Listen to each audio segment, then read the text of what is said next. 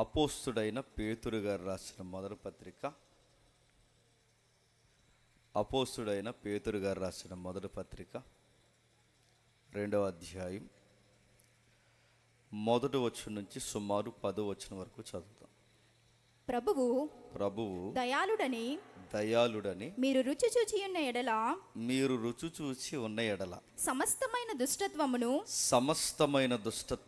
సమస్తమైన కపటమును వేషధారణ అసూయ సమస్త దూషణ మాటలు మాని క్రొత్తగా జన్మించిన శిశువులను పోలిన వారై నిర్మలమైన వాక్యమును పాలవలన రక్షణ విషయంలో ఎదుగు నిమిత్తము ఆ పాలను అపేక్షించుడి. మనుషుల చేత విసర్జింపబడినను దేవుని దృష్టికి ఏర్పరచబడినది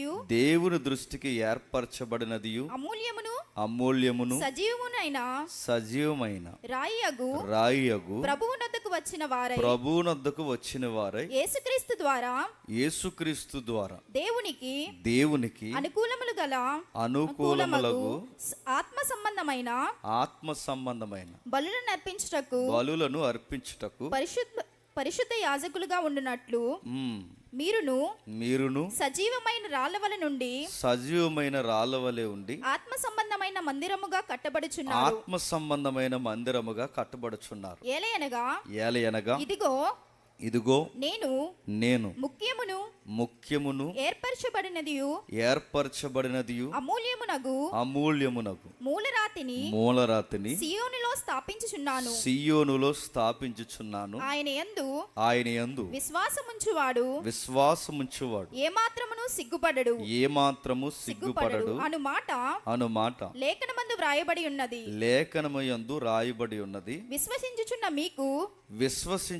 మీకు ఆయన అమూల్యమైన వాడు. విశ్వసింపని వారికైతే ఇల్లు కట్టువారు ఏ రాతిని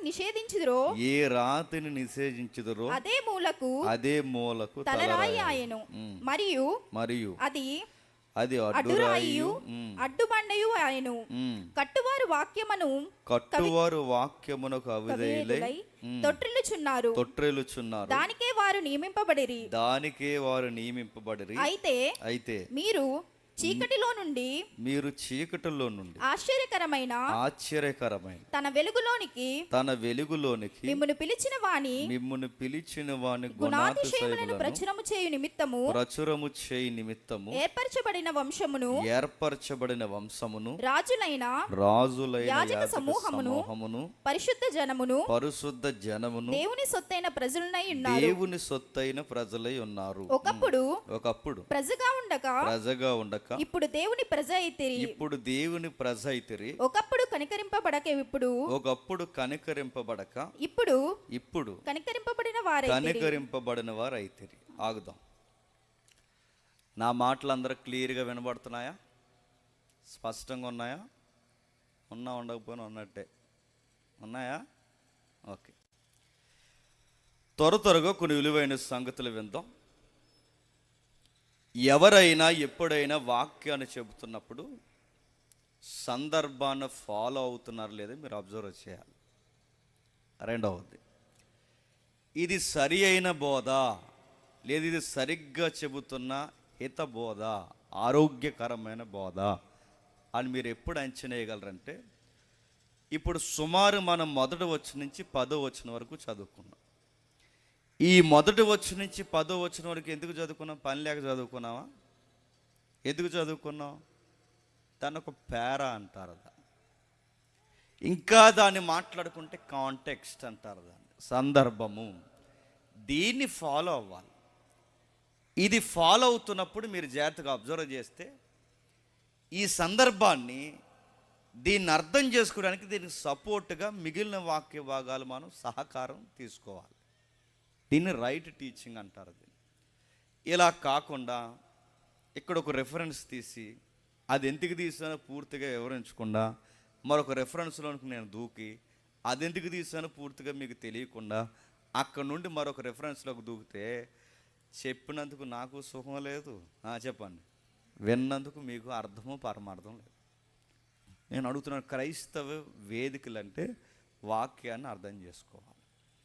ఈ సభలకి సౌందర్యం ఏంటి చెప్పిన? వాక్యం అర్థం అవ్వాలి. వాక్యం అర్థం కాకపోతే మీరు ఎన్ని లక్షల రూపాయలు పెట్టి సభలు చేసినా, మీరెన్ని పాటలు పాడినా, మీరెంత రమ్యమైన భోజనాలు పెట్టినా, నాలాంటి స్పీకర్లు మీరు ఎంతమంది పిలిచినా, నాకన్నా పెద్ద పెద్ద స్పీకర్లు మీరు ఎంతమంది పిలిచినా, ఈ కార్యాలన్నీ ఎందుకు పనికిరానివి అవుతాయి. ఎప్పుడు ఈ సభలకి సౌందర్యం వస్తుందంటే వాక్యము ఫైనల్ అథారిటీ. ఆ వాక్యానికి ప్రథమ స్థానం ఉండాలి. ఆ వాక్యాన్ని అర్థం చేసుకునే ప్రయత్నం మనం చేయాలి. ఇప్పుడు వాక్యం చదివాం, నిజాయితీ ఒప్పుకోండి, ఈ చదివిన వాక్యం మనకేమైనా అర్థమైందా? నిజాయితీగా ఒప్పుకోండి, సిగ్గు లేకుండా. అర్థమైందా? మనకేం అర్థం అవ్వలేదు, కానీ చదివాం. మన క్రైస్తవ సమాజంలో అతిపెద్ద భయంకరమైన జాడ్యం ఏంటంటే అర్థం కాకపోయినా అర్థమైనట్టు యాక్టింగ్ చేస్తాం. అది మన జబ్బది. నేను అడుగుతున్నాను, నిజాయితీగా పొట్ట చించితే ఒక మొక్క అర్థమైంది ఇక్కడ మనకి. తెలుగు అక్షరాలు తెలుసు కనుక చదువుకున్నాం, కానీ ఏమైనా అర్థమైంది మనకి? కొన్ని క్వశ్చన్స్ అక్కడ రేట్ చేస్తున్నాడు, మీరు చూడండి. ఏదో ముఖ్యమైన రాయి ఉందట, ఆ రాయిని నిలబెట్టడానికి ఎవరినో ముందుగా పిలిచాడట. ఆ పిలిచిన వారిని ప్రకటించమన్నాడట. వాళ్ళు ప్రకటించలేకపోయారట, వాళ్ళు పడిపోయారట. వాళ్ళు చేయలేని పని చీకట్లో నుండి ఆశ్చర్యకరమైన వెలుగులోని కొంతమందిని పిలిచాడట. వాళ్ళని ఈ పని చేయమంటున్నాడట.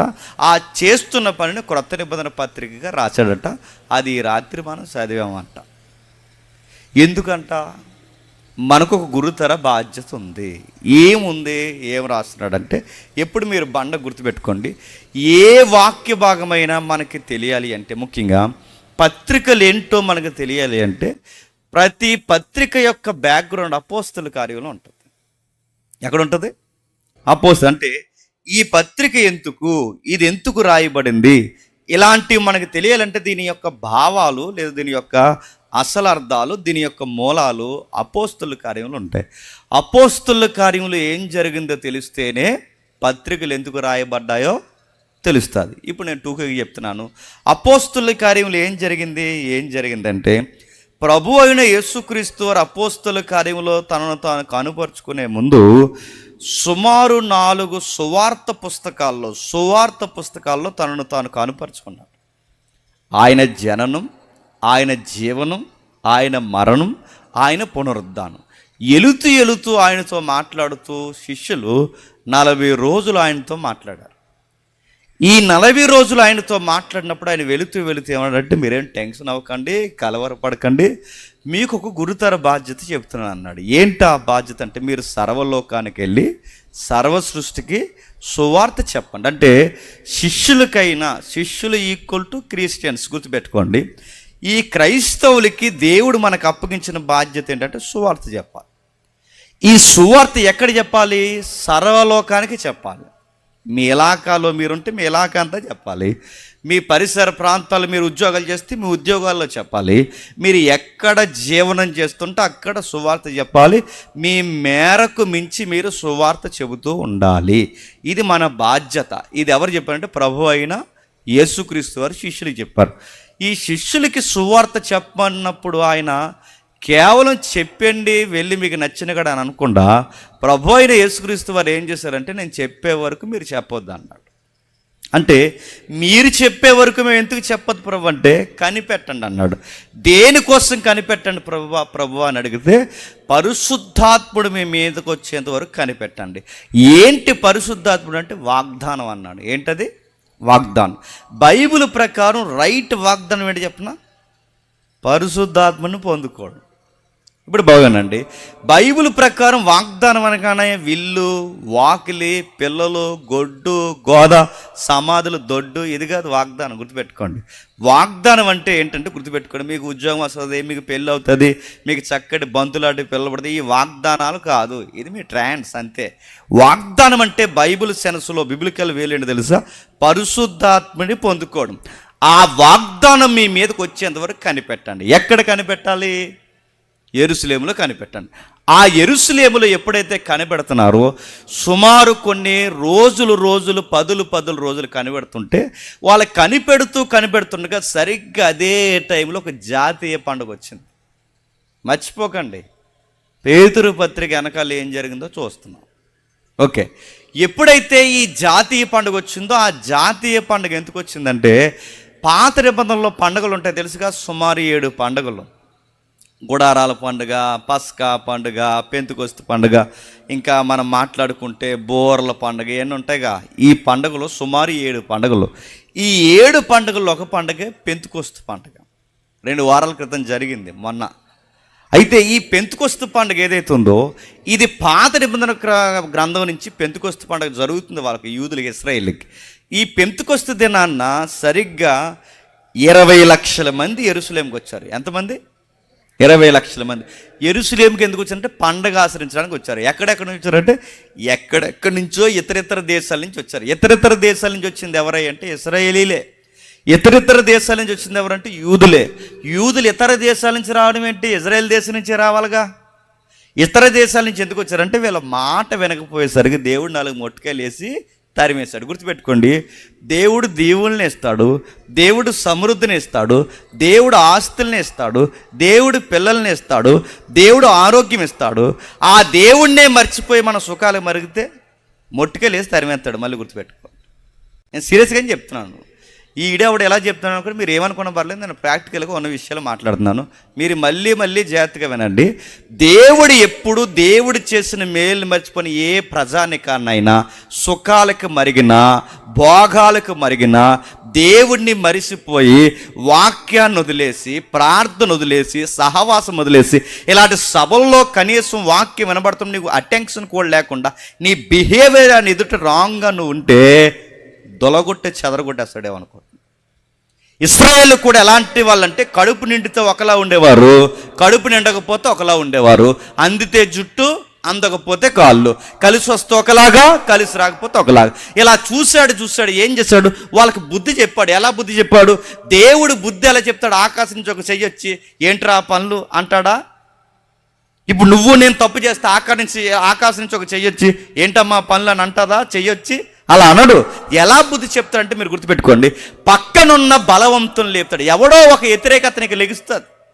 ఆ వ్యతిరేకత ఏం లెగిస్తుంది? ఇశ్రాయేలుకి బుద్ధి చెప్పడానికి దేవుడు లేపిన వ్యతిరేకత ఏంటంటే అస్సూరియన్స్, మెడోఫెర్షియన్స్, వాళ్ళకి ముందు బాబిలోనియన్స్, ఆ తర్వాత గ్రీకులు, రోమన్స్, ఇలాంటి సామ్రాజ్యాన్ని లేపి దొలగొట్టి చెదరగొట్టేశాడు. అంటే వీళ్ళకి ఇజ్రాయెల్ దేశం ఇచ్చి, వాగ్దాన భూభాగం ఇచ్చి, వీళ్ళ కడుపు నిండా అన్నం పెట్టి, వీళ్ళకి సుఖాలు ఇచ్చి, ఇల్లులు ఇచ్చి, వాకిళ్ళు ఇచ్చి, పిల్లల్నిచ్చి, పంట ఇచ్చి, అన్నీ ఇస్తే ఇచ్చినోడిని మర్చిపోతే ఏం చేస్తాడండి? చెదరగొట్టాడు. ఈ చెదిరిపోయిన వాళ్ళు ఎవరంటే ప్రపంచ దేశాలకు చెదిరిపోయారు. ఈ ప్రపంచ దేశాలకు చెదిరిపోయిన వాళ్ళకి మళ్ళీ వీళ్ళకి బుద్ధి జ్ఞానం వచ్చి ఎక్కడికి పోయిన వీళ్ళకి ఒక అలవాటు ఉంటుంది, పాత నిబంధన ధర్మశాస్త్రం చదువుకుంటారు. ఈ ధర్మశాస్త్రం చదువుకున్న వీళ్ళు ఏం చేస్తారంటే పండగ టయానికి ఖచ్చితంగా యెరూషలేముకి వస్తారు. ఈ పండగ టయానికి ఎప్పుడైతే యెరూషలేముకి వస్తున్నారో సరిగ్గా ఆ పండగల్లో 7 పండుగల్లో ఒక పండగ ఈ పెంతెకొస్తు పండుగ. ఈ పెంతెకొస్తు పండుగ జరుగుతున్న టైంలో సరిగ్గా ఈ పెంతెకొస్తు పండుగ జరుగుతుండగా 20 లక్షల మంది వచ్చారు.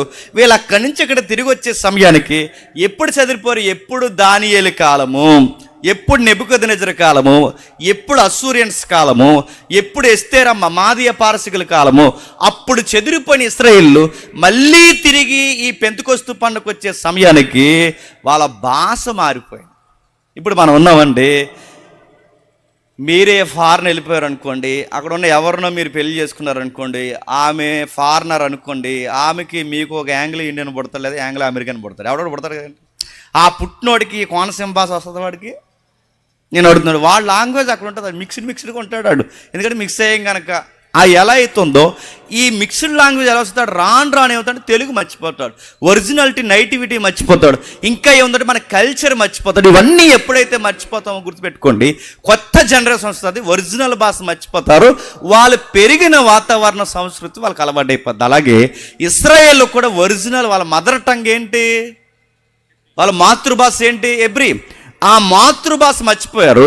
ఆ మాతృభాష ఎప్పుడైతే మర్చిపోయారో ఎక్కడెక్కడో చెదిరిపోయిన వాళ్ళు ఆయా భాషలకు అలవాటు పడిపోతే ఆ భాషలకు అలవాటు పడిపోయిన తిరిగి వచ్చి యెరూషలేంకి వచ్చారు. సరిగ్గా ఈ టయానికి ఈ 20 లక్షల మంది ఈ కింద కూడుకొని ఉండగా 120 మంది మేడ మీద ఉన్నారు. ఈ 120 మంది ఎవరు? యేసుప్రభుని వెంబడిస్తున్న వాళ్ళు. ఈ 20 లక్షల మంది ఎవరు? ధర్మశాస్త్రాన్ని వెంబడిస్తున్న వాళ్ళు. వీళ్ళ ధర్మశాస్త్రాన్ని వెంబడించే వాళ్ళు పాత నిబంధన, వీళ్ళేమో యేసుప్రభుని వెంబడించే వాళ్ళు. ఈ 120 మంది పైన ఉంటే సరిగ్గా యేసుప్రభు చెప్పిన వాగ్దానం వాళ్ళ మీదకి దిగింది. ఏంటా వాగ్దానం అంటే పరిశుద్ధాత్ముడు. ఎవరు? పరిశుద్ధాత్మ. ఎప్పుడైతే పరిశుద్ధాత్ముడు వాళ్ళ మీదకి దిగాడో ఆ వాగ్దానం దిగిన తర్వాత ప్రభు అన్నాడు, మీరు శక్తి నొందుతారు అన్నాడు. అంటే సువార్త చెప్పాలంటే ఏముండాలి చెప్పండి? శక్తి ఉండాలి. నడుతున్నాను. పరిశుద్ధాత్మడు శక్తి ఉంటేనే ఉన్నది ఉన్నట్టు సువార్త చెబుతారు. నేను మళ్ళీ చెప్తాను వినండి. పరిశుద్ధాత్మడు శక్తి అంటే ఏంటి? టచ్ అంటవా? నడుతున్నాను. పరిశుద్ధాత్మడు శక్తి అంటే ఏంటి? అని ఊదడమా? తలకాయలు ధైర్యం. ఈ మధ్య కొన్ని క్రైస్తవ సభల్లో పరిశుద్ధాత్ముడి శక్తి అంటే ఏంటి? కచ్చిపులా? పరిశుద్ధాత్ముడి శక్తి అంటే ఏంటి అడుగుతున్నాను. ఇలాంటి క్లాతులు అమ్మడమా? ఇలాంటిది కొనుక్కుందో ముసలిది. జ్వరం వచ్చిన హాస్పిటల్కి వెళ్తావు, దగ్గు వచ్చిన హాస్పిటల్కి వెళ్తావు, జబ్బు వచ్చిన హాస్పిటల్కి వెళ్తావు, ఏ వచ్చిన హాస్పిటల్కి వెళ్తా ఆ కచ్చిపే ముఖం మీద వేసుకుంటుందంట. వాళ్ళ అబ్బాయి రాయే నీకు బీపీ షుగర్ పెరిగిపోయింది హాస్పిటల్ తీసుకెళ్తాను రా అంటే రాను అందంట. రా అన్నాడు. రానంది. ఎందుకు రా అంటే కచ్చీపు ఉందగా అందంట. ఆ కచ్చీపు మీద తెచ్చుకుంటే 5 సంవత్సరాలు అయింది. అది కంపు. ఉతికే అంటే ఉతుకుతలేదు. ఎందుకు చెప్తున్నా? ఉతికితే పవర్ పోద్దంట. ఎంత అమాయకంగా ఉన్నారేంటి నేను అడుగుతున్నాను. కచ్చీపుల్లో పరిశుద్ధాత్మ ఉంటాడా అడుగుతున్నాను. దీన్ని తెంగర బేచాలని మళ్ళీ చెప్తున్నాను. పరిశుద్ధాత్ముడు కచ్చీపుల్లో ఉంటాడా? మీ కోనసీమ కోకోనట్ ఆయిల్లో ఉంటాడా? ఇంత అమాయకంగా నడుతున్నాను. మీరు ఇంత అమాయకంగా ఉంటే నాలాటోడు మీతో వ్యాపారాలు చేస్తున్నాడు. పిల్లలు లేక బాధపడుతున్నారా? రండి, ఇదిగో ప్రార్థన చేసిన యాపిల్ అమ్ముతున్నాను. ఈ యాపిల్ మీరు మన చర్చిలో ఒక మొక్క తిని మిగిలిన మొక్క మీ జీవిత భాగస్వామికి ఇంటికి పట్టుకెళ్తే ఈ మొక్క ఇక్కడ నువ్వు తిని ఆ మొక్క ఇంటికి పట్టుకెళ్ళి ఆయనకి పెడితే ఇద్దరు చెరుకో మొక్క తింటే పిల్లలు పడతారు అని అడుగుతాను. ఈవిడ ఇక్కడ యాపిల్ సగం మొక్క తిని ఇంటికి పట్టుకెళ్ళేసరికి ఎంత నల్లగా అయిపోద్దండి నేను అడుగుతున్నాను. ఎంత బ్యాక్టీరియా పడుతుందండి నేను అడుగుతున్నాను. యాపిల్ మెక్కుతుంటే పిల్లలు పుడతారంటారంటే మిమ్మల్ని ఏమనాలి? ఎంత అమాయకంగా ఉన్నారేంటి? అరటిపళ్ళు తింటే పిల్లలు పుడతాను ఎవరో చెబితే మీరు నమ్ముతున్నారంటే ఎంత అమాయకంగా. అరటిపళ్ళు తింటే పిల్లలు పుడతారా? ఫ్రీ మోషన్ అవుద్ది, పిల్లలు పుట్టరు. నేను సీరియస్గా చెప్తున్నాను. మీరు ఎంత అమాయకంగా ఉండకండి. ఇలాంటి గుడ్డ నమ్మకాలు ఎందుకు నమ్ముతున్నారో తెలుసా? వాక్యం తెలియక. పరిశుద్ధాత్ముడు అంటే ఏంటో తెలియక. పరిశుద్ధాత్ముడు అంటే టాచ్ కాదు. పరిశుద్ధాత్ముడు అంటే నోదడం కాదు. పరిశుద్ధాత్ముడు అంటే కచ్చిపులు కాదు. పరిశుద్ధాత్ముడు అంటే శక్తి. ఏమి శక్తి అంటే ఆ పరిశుద్ధాత్ముడు ఎవరి మీద అయితే ఉంటాడో వాళ్ళకి ధైర్యం ఎక్కువ ఉంటుంది. ఆ ధైర్యం కలిగిన వారు దమ్మున్న సువార్త చెబుతారు. అందుకే ఆయన ఏమంటాడు తెలుసా? మీరు పరిశుద్ధాత్ముని శక్తిని పొందుకుంటే యోదయ సమరయ భూదిగంతాల వరకు నాకు సాక్షులు అంటే యోదయ సమరయ యెరూషలేము భూదిగంతాల వరకు శిష్యులు 120 మంది సాక్ష్యం చెప్పాలంటే సువార్త చెప్పాలంటే ధైర్యం ఉండాలి. సువార్తలు అందరూ చెప్పలేరంటే అందరూ చెప్పలేరు. సువార్త చెప్పాలంటే మళ్ళీ చెప్తున్నాను ధైర్యం ఉండాలి. అదేంటండి సువార్త చెప్పడానికి ధైర్యం ఎందుకు? చాలా మంది చెప్తున్నారంటే ఏం సువార్త చెప్తున్నారు? సువార్తలు చెప్తున్నారా? టైం పాస్ చేస్తున్నారని అడుగుతున్నాను. సూతులు చెప్తున్నారు. ఇంకా చెప్పినా వాక్యాలు మానేసి సామెతలు చెప్తున్నారు. ఇంకా నేను చెప్తున్నా టైం పాస్ ఎగ్జాంపుల్ చెప్తున్నారు. ఇంకా నేను చెప్తున్నా ఆరాధన 2 గంటలు చేస్తున్నారు. ఇంకా నేను చెప్తున్నా డొల్లు సాక్ష్యాలు చెప్తున్నారు. ఇంకా నేను చెప్తున్నా బయటికి లేనిపోయిన అద్భుతాల పేరు మీద సాక్ష్యాల పేరు మీద సభ టైం అంతా వేసేది 2-3 గంటలు వర్షిప్ అంటున్నారు తప్ప వాక్యాన్ని ఉన్నట్టు చెప్తున్నారు. ఎప్పుడు గుర్తుపెట్టుకోండి, ఉన్నట్టు వాక్యాన్ని చెప్తే లోకానికి మనకి పడదు. కానీ లోకం మనల్ని కూడా ఇష్టపడుతున్నట్టు నువ్వు తేడా సువార్త చెబుతున్నావు. నేను మళ్ళీ చెప్తున్నానండి, ప్రభుత్వాలకి మనకి పడదు, అధికారికి మనకి పడదు, యేసు ప్రభు నమ్ముకున్న వారికి లోకానికి పడదు. ఉన్నది ఉన్నట్టు సువార్త చెప్పాలంటే నేను మళ్ళీ చెప్తున్నాను, ఎవరు చెప్తారా ఉన్నది ఉన్నట్టు సువార్త అంటే పరిశుద్ధాత్మని కలిగిన వారు చెప్తారు. అందుకే మీరు చూడండి, ఈ మధ్యకాలంలో కొన్ని ప్రభుత్వాలు మారితే ప్రసంగాలు మార్చేసిన ప్రసంగికులు ఉన్నారు తెలుసా? సిగ్గులేని ప్రసంగికులు, నేను మళ్ళీ చెప్తున్నాను. ప్రభుత్వాలు మారితే ప్రసంగాలు మార్చేస్తారు, ప్రభుత్వాలు మారితే వాగ్దాటి ప్రభుత్వాలు మారితే ఏంటి నడపన, ఆ ప్రభుత్వం ఉంటే ఏంటి, ఈ ప్రభుత్వం ఉంటే ఏంటి, ఈ ఎమ్మెల్యే ఉంటే ఏంటి, ఆ ఎమ్మెల్యే ఉంటే. నా యేసుని నమ్మిన తర్వాత పేతురుని కానీ యాకోబుని కానీ ఇంకా యోహాన్ని కానీ వాళ్ళు నిలబెట్టి యేసు ప్రభు నామాన్ని ప్రకటిస్తే, ఆయన నమ్ముకుంటే నీ పేక మీద కత్తెడతామంటే వాళ్ళు ఏమన్నా తెలుసా? మేము కన్న వాటిని విన్న వాటిని చెప్పకుండా ఉండలేమన్నారు. ఇప్పుడు అదే పరిస్థితులు మనకు వస్తాయని అడుగుతున్నాను. యేసు ప్రభు నమ్ముకుంటేనంట ఆధార్ కార్డులు తీసేస్తారట, ఇంకా రాలేదండి ఆధార్ కార్డు తీసేస్తారట. యేసు ప్రభు నమ్ముకుంటే క్యాస్ట్లో రిజర్వేషన్ తీసేస్తారట.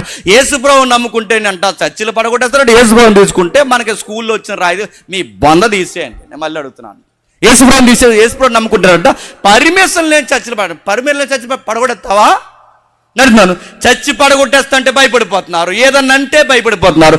యేసు ప్రభు పేరెత్తుకున్నందుకు మీకు రాయితీలు పోతాయి, క్యాస్ట్ రిజర్వేషన్ పోతుంటే భయపడిపోతున్నారు. ఇంకా దరిద్రం చెప్తున్నా, ఎంఆర్ఓ గారు ఇంటికి వస్తున్నారంటే యేసు ప్రభు ఫోటోలు తీసాడు. మీకు అసలు స్థిరం ఉందా?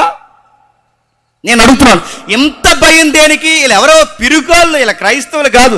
నిజమైన క్రైస్తవులు ఏం చేస్తారు? నువ్వు రాయితీలు కాదు, ఏం తీసేస్తావు తీసే, మా పేక తీసే, మా చర్చి పడగొట్టే, ఏదన్నా చెయ్యి, కానీ మా యేసు ప్రభువుని నమ్మకుండా ఉండలేమని ధైర్యంగా ఎవరు చెప్తారు తెలుసా? ఆత్మ కలిగిన వారే చెబుతారు. అది వచ్చేంత వరకు మీరు ఎక్కడికే చెప్పండి, వెళ్ళొద్దు. అందుకే కనిపెట్టమన్నాడు. ఒకవేళ ఆత్మ లేకపోతే పేతురు ఏమంటాడు తెలుసా? ఒక అమ్మాయి వచ్చాడు, నువ్వు కూడా నజరేయునితో పాటు తిరిగావంటే ఆ పేతురు ఏమన్నాడు? అసలు ఆయన ఎవరో నాకు తెలియదు అన్నాడు. యేసు ప్రభువుని పట్టుకుంటే చెట్టుకొకరు పుట్టుకొకరు పారిపోయారు లేదా? ఇలా పిరికిగా పారిపోకుండా ఉండాలి అంటే వీళ్ళకి ధైర్యం కలిగిన ఆత్మ ఉండాలి. ఆ ఆత్మ వచ్చేంత వరకు వీళ్ళు సువార్త చెప్పడానికి ఎక్కడికి చెప్పండి వెళ్ళకూడదు. అందుకే శక్తి నొందుతారంటే ధైర్యం వస్తుంది. ఆ శక్తి దేనికంటే సువార్త కొరకు సాక్ష్యం చెప్పడానికి. అప్పటి వరకు వాళ్ళు కనిపెట్టారు అన్నట్టుగానే పరిశుద్ధాత్ముడు వాళ్ళ మీదకి వచ్చాడు. ఎవరి మీదకి? ఆ 120 మంది మీదకి.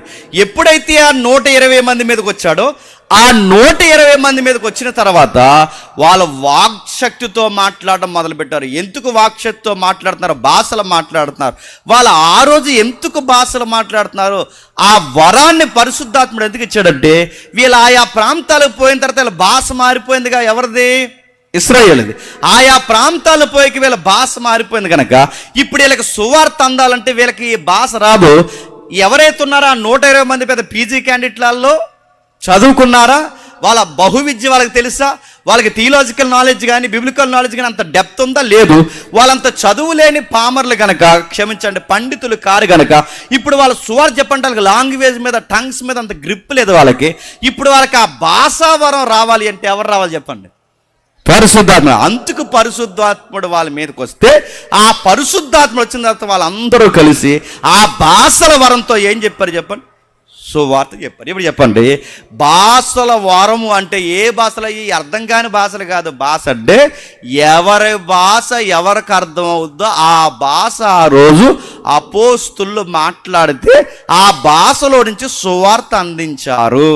ఇప్పుడు చెప్పండి, ఆ రోజు పరిశుద్ధాత్ముడి శక్తి, పరిశుద్ధాత్ముడి వరము, పరిశుద్ధాత్ముడి కార్యాలు దేనికంటే మెజారిటీ సువార్తను హైలైట్ చేయడానికే.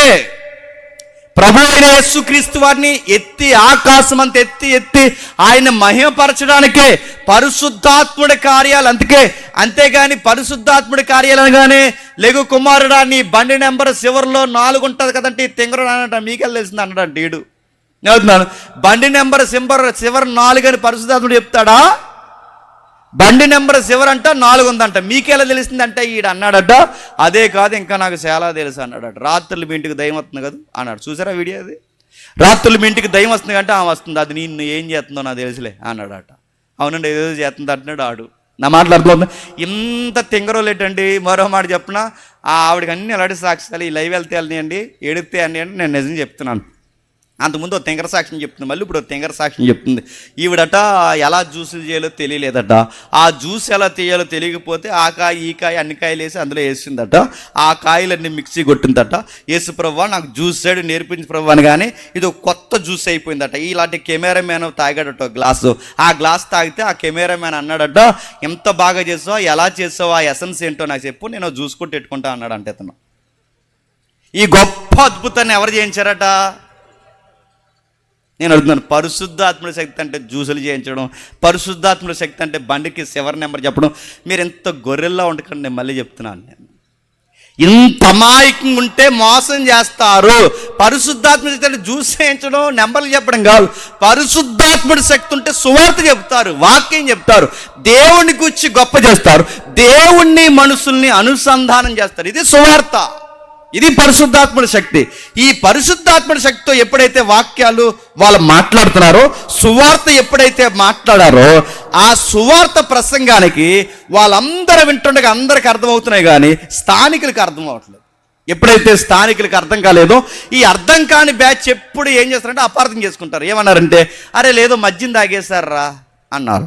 వీళ్ళు మద్యం ఏమి తాగలేదు, వీళ్ళ ఆత్మచేత నింపబడ్డారు. ఆ భాష మీకు అర్థం కాకపోయేసరికి మద్యం అంటున్నారు. వాళ్ళు మాట్లాడుతున్నది ఏంటంటే సువార్త. వాళ్ళు చెబుతున్న నేను చెప్తాను. ఒక వ్యక్తి లేచి మాట్లాడు, ఆ వ్యక్తి పేరే పేతురు గారు. ఆ పేతురు గారు ఎప్పుడైతే లేచి మాట్లాడు, ఆయన మాట్లాడిన సువార్త ఇదిగో, మీరు ద్వేషించి సిలువ వేసిన యేసునే దేవుడు రక్షకుడిగా నియమించాడు. మీరు సిలువ వేసిన క్రీస్తుని దేవుడు 3వ దినాన్ని తిరిగి లేపాడు. యేసుప్రభు 3వ దినాన్ని తిరిగి లేచాడంటే మేము అందరం సాక్షులము. మేమే కాదు సాక్షులము. ఈయన తిరిగి లేస్తాడంటే దావీదు పూర్వమే చెప్పాడు, ప్రవక్తల పూర్వమే చెప్పారు, ఏవేలు ప్రవక్త కూడా పూర్వమే చెప్పాడు. వీళ్ళందరూ చెప్పిన ప్రవచనాలు నెరవేర్పే యేసు ప్రభు 3వ దినాన్ని తిరిగి లేచాడు. మీరు సిలువ వేసిన యేసు కేవలం మనుష్యుడు కాదు, ఆయన సాక్షాత్తు దేవుడు. ఆయన తిరిగి లేచాడు. ఈ సువార్త నమ్ముటకు అందరికీ ఆధారమై ఉంది. ఇది మీరు నమ్మాలి. మీరు మహాపాపం చేశారని చంపనగానే వెంటనే పొడవబడి వీళ్ళు ఏమన్నారంటే, అయితే మేము చాలా తప్పు చేసి ఇప్పుడు మమ్మల్ని ఏం చేయమంటామని అడిగితే, అప్పుడు పేతురు గారు యేసు నామమున చెప్పండి బాప్టిజం తీసుకున్నారు. అలా బాప్టిజం తీసుకున్న వారు 3000 మంది. ఎంత? 3000 మంది. ఈ 3000 మంది బాప్టిజం తీసుకుంటే ఈ 3000 మేడ మీద ఎంత చెప్పండి? 120. ఈ 120 3000 మంది బాప్టిజం తీసుకుంటే 3120 మంది బాప్టిజం తీసుకున్న తర్వాత అధికారికంగా సంఘం ప్రారంభం అయ్యింది. అంటే క్రీస్తు శకం 33లో అధికారికంగా సంఘం ప్రారంభమైతే 3000 4000 అయ్యారు, 4000 5000 అయ్యారు, 5000 సంఖ్య పెరుగుతుంది. ఇలా జనాభా సంఖ్య పెరిగేసరికి ఎక్కడ మంది ఎక్కువైతే అక్కడ గొడవలు వచ్చేస్తాయి. అలా గొడవలు వస్తున్నాయి సంఘంలో. మర్చిపోకండి, పేతురు పత్రిక ఎందుకు రాసిన చెప్తున్నాను. నెక్స్ట్, ఎప్పుడైతే గొడవ వచ్చినా గొడవలు రావని అడుగుతున్నాను. 4 చర్చిలు ఉంటే గొడవలు వస్తాయా? 8 మంది ఉంటే గొడవలు వస్తాయా? 100 మంది ఉంటే గొడవలు వస్తాయి. ఎలా గొడవలు వస్తాయి? పాడవకపోతే గొడవ, చెప్పండి, వాక్యం ఇవ్వకపోతే గొడవ, పిలవకపోతే గొడవ, ఇంకా రకరకాల గొడవలు. ఆ మధ్యకాలంలో గొడవలు ఏంటి చెప్పిన, సంఘ పెద్దలకి పాస్టర్ గారికి గొడవ, ఒకరిని పొగిడితే గొడవ, ఒకరిని మర్చిపోతే గొడవ, పిలవకపోతే గొడవ, పీట ఎగిపోతే గొడవ. ఈ మంది ఎక్కువైపోతే గొడవలు ఎక్కువైపోతాయి. అవ్వా కోపాలు ఎక్కువైపోతాయి, ఈగోలు ఎక్కువైపోతాయి. యెరూషలేము సంఘంలో కూడా ఇలాంటి గొడవలు ఎక్కువైపోయినాయి. సంఘంలో బిల్డప్లు ఎక్కువ ఉంటాయి, కహానీలు ఎక్కువ ఉంటాయి, అప్ డౌన్. అంటే ఎవరైతే ఉన్నారో హయ్యర్ రేంజ్ ఒకరు జీవిస్తారు, లో క్యాడర్లో ఉన్న ఎవరైతే మైనారిటీ ఉన్నారో వీళ్ళని ఒకలా చూస్తారు, వాళ్ళని ఇలాంటి చెడుగుడు గొడవలు సంఘంలోకి వచ్చేసాయి. నేను అడుగుతున్నాను, సంఘంలో డబ్బు ఉన్నవారు డబ్బు లేని వారు ఉండొచ్చా? నేను అడుగుతున్నాను, సంఘంలో పేదోళ్ళు గొప్పలను ఉండొచ్చా? ఇంకా చెప్తున్నానండి, సంఘంలో ప్రెసిడెంట్ గారి తాలిక మామూలు తాలిక ఉండొచ్చా? ఇంకా చెప్తున్నాను వినండి, వీళ్ళు ఎమ్మెల్యే గారు బీరకాయ బీసీల మామూలు ఉండొచ్చా? ఈ సంఘంలో అలాంటి కుదర. ఇక్కడ ఎవడైనా ఒక్కటే. ఇక్కడ వయసు మళ్ళీ పెద్ద ఆయన ఎంతో, ఆ వయసులో ఉన్న ఆయన ఎవరైతే ఉన్నా ఆయన అంతే, ఈయన అంతే. గుర్తుపెట్టుకోండి, కద్దర సొక్క వేసుకున్నాడు ఒకలాగా, ఇస్త్రీ బట్టలు వేసుకున్నాడు ఒకలాగా, సూట్లు బూట్లు వేసుకున్నాడు ఒకలాగా, నలిగిపోయిన సొక్క లింగి కట్టుకున్నాడు ఒకలాగా. సంఘంలో చూడకూడదు, అందరూ సమానం. ఇది యేసు ప్రభు రక్తమిచ్చి సంపాదించిన సంఘం కనుక సంఘాన్ని ఒకలాగే చూడాలి. ఈ ఒక్కలాగా చూడకపోతే సంఘంలో ఏమవుతాయి? గొడవలు వస్తాయి. ఆ రోజు యెరూషలేము సంఘంలో కూడా గొడవలు వచ్చాయి. ఎందుకు? తారతమ్యాలు వచ్చాట. ఏటా తారతమ్యాలు అంటే, అరే ఇలా గ్రీకులు రా, మన ఎబ్రిల్ రా, అరే వీళ్ళు ఎదవరాండ్రు రా, వీళ్ళ మోతుబరి తాలికి రా, వీళ్ళ పలానారా, వీళ్ళ పలానారా, ఇలా హెచ్చు తగ్గులుంటే గొడవలు రావా? ఎప్పుడైతే భాషా భేదంతో గొడవలు వచ్చాయి, ఇంకా మీరు చూడండి, ప్రాంతీయ భేదంతో గొడవలు వచ్చాయి, ఇంకా మీరు చూడండి, కుటుంబం ఫ్యామిలీ బ్యాక్గ్రౌండ్ బట్టి గొడవలు వచ్చాయి. ఇలాంటివి సంఘంలో కుదురుతాయా? నేను మళ్ళీ అడుగుతున్నాను, సగానికి సగం గొడవలు ఎలాంటి వాటి వల్లే వస్తాయి.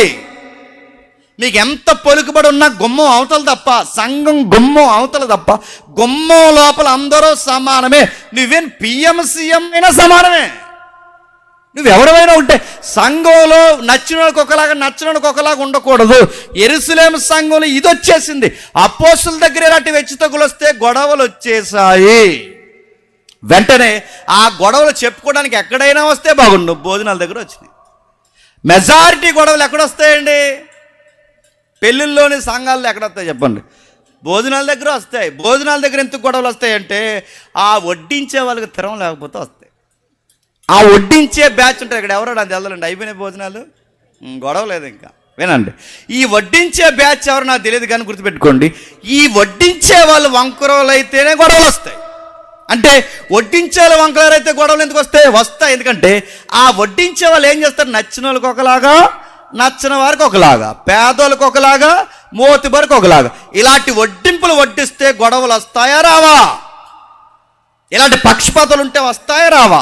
మీరు చూడండి, అన్నీ బాగున్న వాళ్ళకేమో వద్దంటే వేస్తారు, ఏమీ లేని పేదవాళ్ళు త్వరగా తినేసి లేకుండా అంటారు. ఇలాంటి గొడవలు రావా?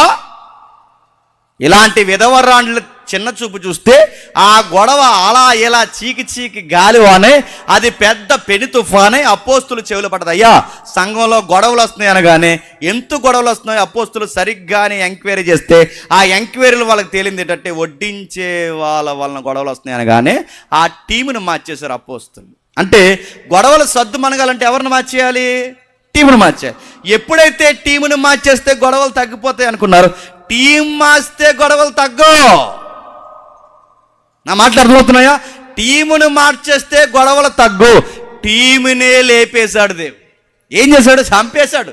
అందులో ఒక టీం మెంబర్ ఎవరో తెలుసా? స్తెఫను. ఆ స్తెఫన్ని దేవుడే చంపించేశాడు. మీరు కావాలంటే చదవండి. స్తెఫన్ని దేవుడే చంపించండి. ఎస్, దేవుడే చంపించాడు. కారణం ఏంటో తెలుసా? స్తెఫన్ని దేవుడు చంపించడానికి కారణాలు, సింహాల బోన్లో దానియేలుని కాపాడిన దేవుడు స్తెఫన్ని రాళ్ళ దెబ్బల నుంచి కాపాడా. ఎందుకు చెప్పండి? స్తెఫను చనిపోవాలి.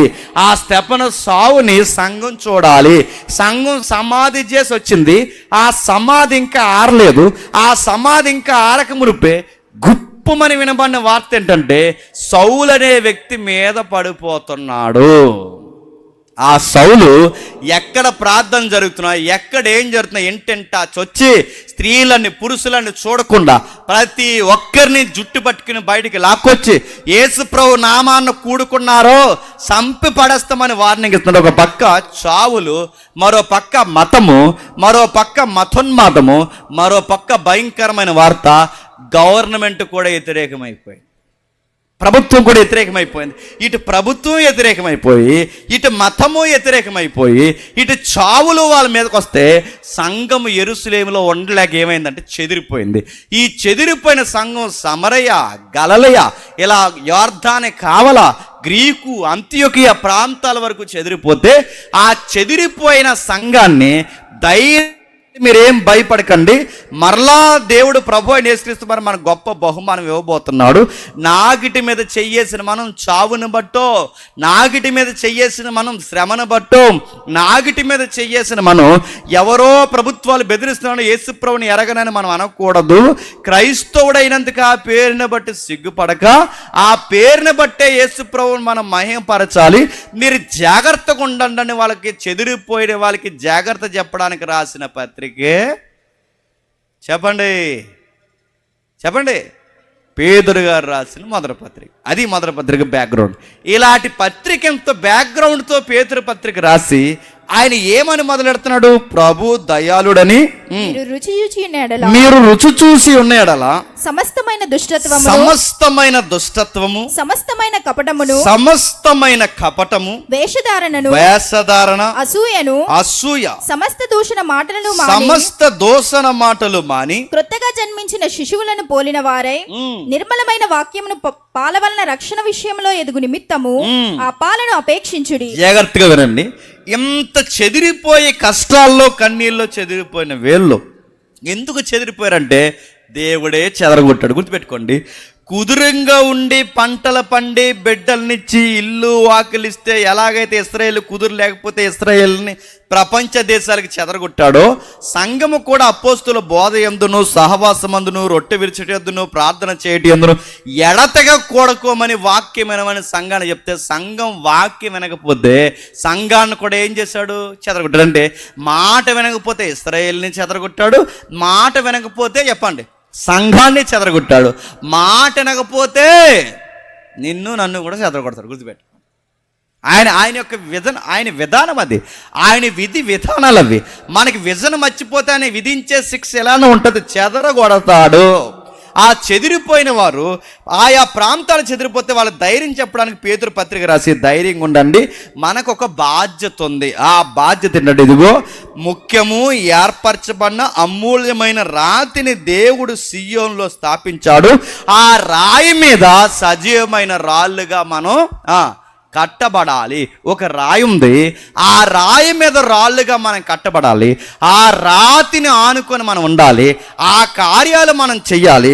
ఆ రాతిని ఆనుకుని మనం కట్టబడ్డానికి మనకు ఒక పని ఉందని ఏదో బాధ్యత చెప్తున్నాడు. చెబుతూ 8వ వచనంలో ఏమంటున్నాడంటే, కట్టువారి వాక్యానికి అవిధేయులై తొట్రెలుచున్నారు, దానికే వారు నియమింప. ఇప్పుడు బాగానండి, ఎవరో కట్టేవారు ఉన్నారట, ఆ మూలరాయి ఉందంట. ఎవరు ఆ మూలరాయ? విసర్జింపబడిన రాయే మూలకు తలరాయను. ఆ రాయి పేరు నజరైడైన యేసు.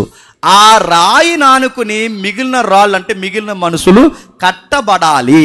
ఆ రాయి మీద కట్టాల్సిన కట్టే వాళ్ళే పడిపోయారట. అడుగుతున్నాను, ఎవరు కట్టే వాళ్ళు పడిపోయారు? ఆ పడిపోయిన సంగతులు చెదిరిపోయిన వీళ్ళకెందుకు రాస్తున్నాడు? వాళ్ళ చెదిరిపోయిన గొడవలన్నీ చెదిరిపోయిన వీళ్ళకెందుకు చెప్తున్నాడు?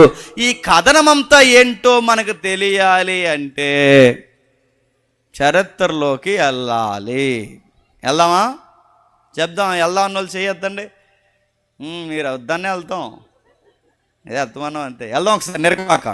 నిర్గమాకాండం 19వ అధ్యాయం, నిర్గమాకాండము 19వ అధ్యాయం 4, 5, 6 వచనాలు చదువుదాం. నిర్గమాకాండం 19వ అధ్యాయం 4, 5, 6 వచనాలు. నేను ఐగుప్తీయులకు ఏమి చేసితినో, నేను ఐగుప్తీయులకి ఏమి చేసితినో మిమ్మును గద్దరెక్కల మీద మోసి నా యొద్దకు మిమ్మును ఎట్లు చేర్చుకొంటినో మీరు చూచితిరి.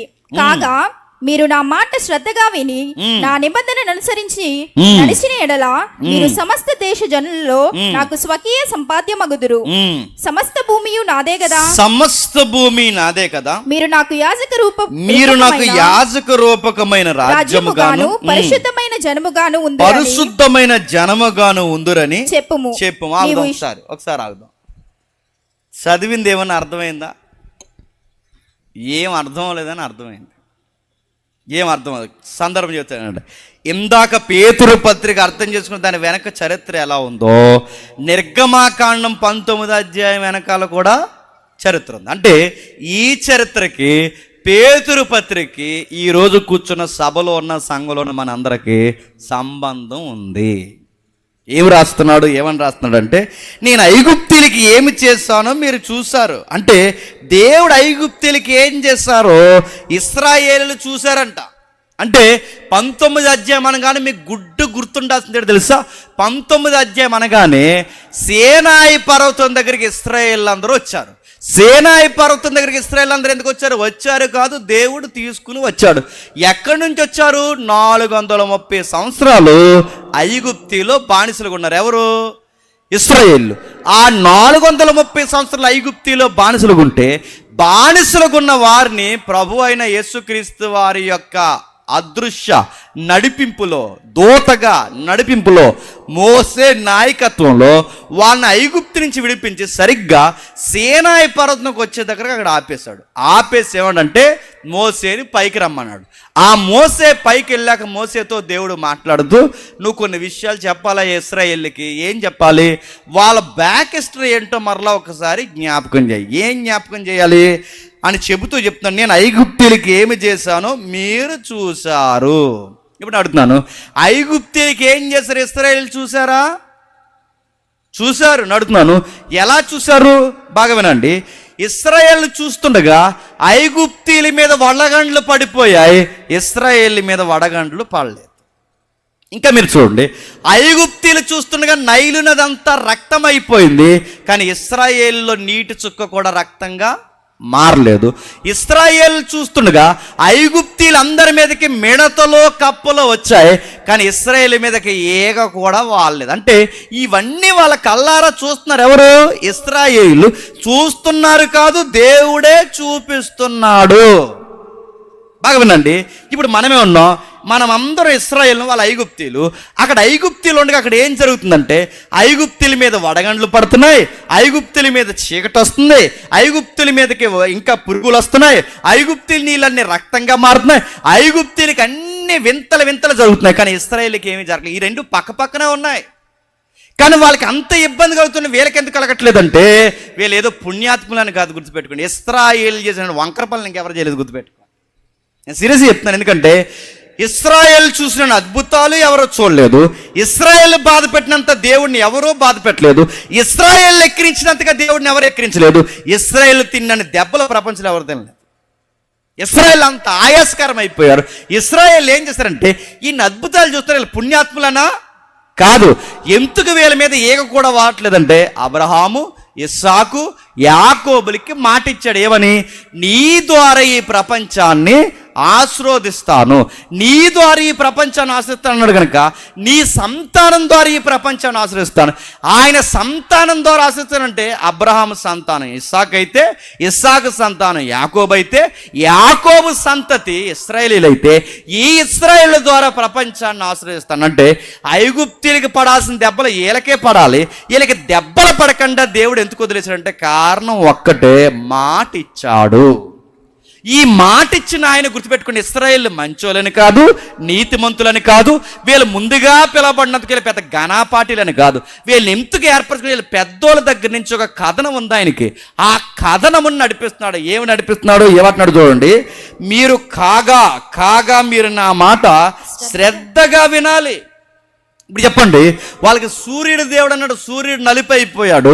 వాళ్ళకి నది దేవుడు అన్నారు, నది ఎరిపైపోయాడు. వాళ్ళకి భూమి దేవుడు అన్నాడు, భూమి నుంచి పురుగులు వచ్చి తిరగబడిపోయాయి. వాళ్ళు ఏవేవి దేవుళ్ళు అన్నారో అవన్నీ వాళ్ళ మీద తిరగబడ్డాయి. అంటే వాళ్ళ దేవుళ్ళే వాళ్ళకి సపోర్ట్ చేయలేదు. మోసే మాట వాళ్ళ దేవుళ్ళు ఉన్నప్పుడు ఐగుప్తిలో డైనమాలో పడిపోయారు. వాళ్ళకి ఏం చేయాలో అర్థం కావట్లేదు. వాళ్ళ పరిస్థితి అగమ్య గోచరం అయిపోయింది. అలాంటి పరిస్థితుల్లో మీకు అద్భుతాలు మీ కళ్ళ ఎదుట నేను చేశాను. ఎందుకు చేశాను? వాళ్ళకి ఏదో జరిగితే మీరు చూసి నవ్వుతారనా? వాళ్ళకి ఏదో జరిగితే మీరు చూసి ఆనందిస్తారనో? వాళ్ళకన్నా పుణ్యాత్ములు మీరనా? ఎదుటోడి కష్టం వస్తే మీరు పుణ్యాత్ములని ఫీల్ అవుతారని చేశానా? కాదు. కాగా అంటే ఏదో చెప్తున్నాడు చూడండి. మీరు నా మాట శ్రద్ధగా విని నా నిబంధన అనుసరించి నడిచిన ఎడల నడవాలి. ఇప్పుడు చెప్పండి, ఎందుకు ఇన్ని అద్భుతాలు చేశానంటే కాగా అన్నాడు. కాగా అంటే ఎందుకు మీకు మీ మీదకి ఏగలు రానివ్వలేదు, దోమలు రానివ్వలేదు, ఎందుకు వడగండ్లు మీ మీద పడనివ్వలేదు, ఎందుకు రక్తంగా మీ నీళ్లు నేను మారనివ్వలేదు అంటే కాగా అంటే పనుంది. అంటే ఎందుకు ఇవన్నీ చేస్తున్నామంటే కాగా అంటే మాట వినాలి.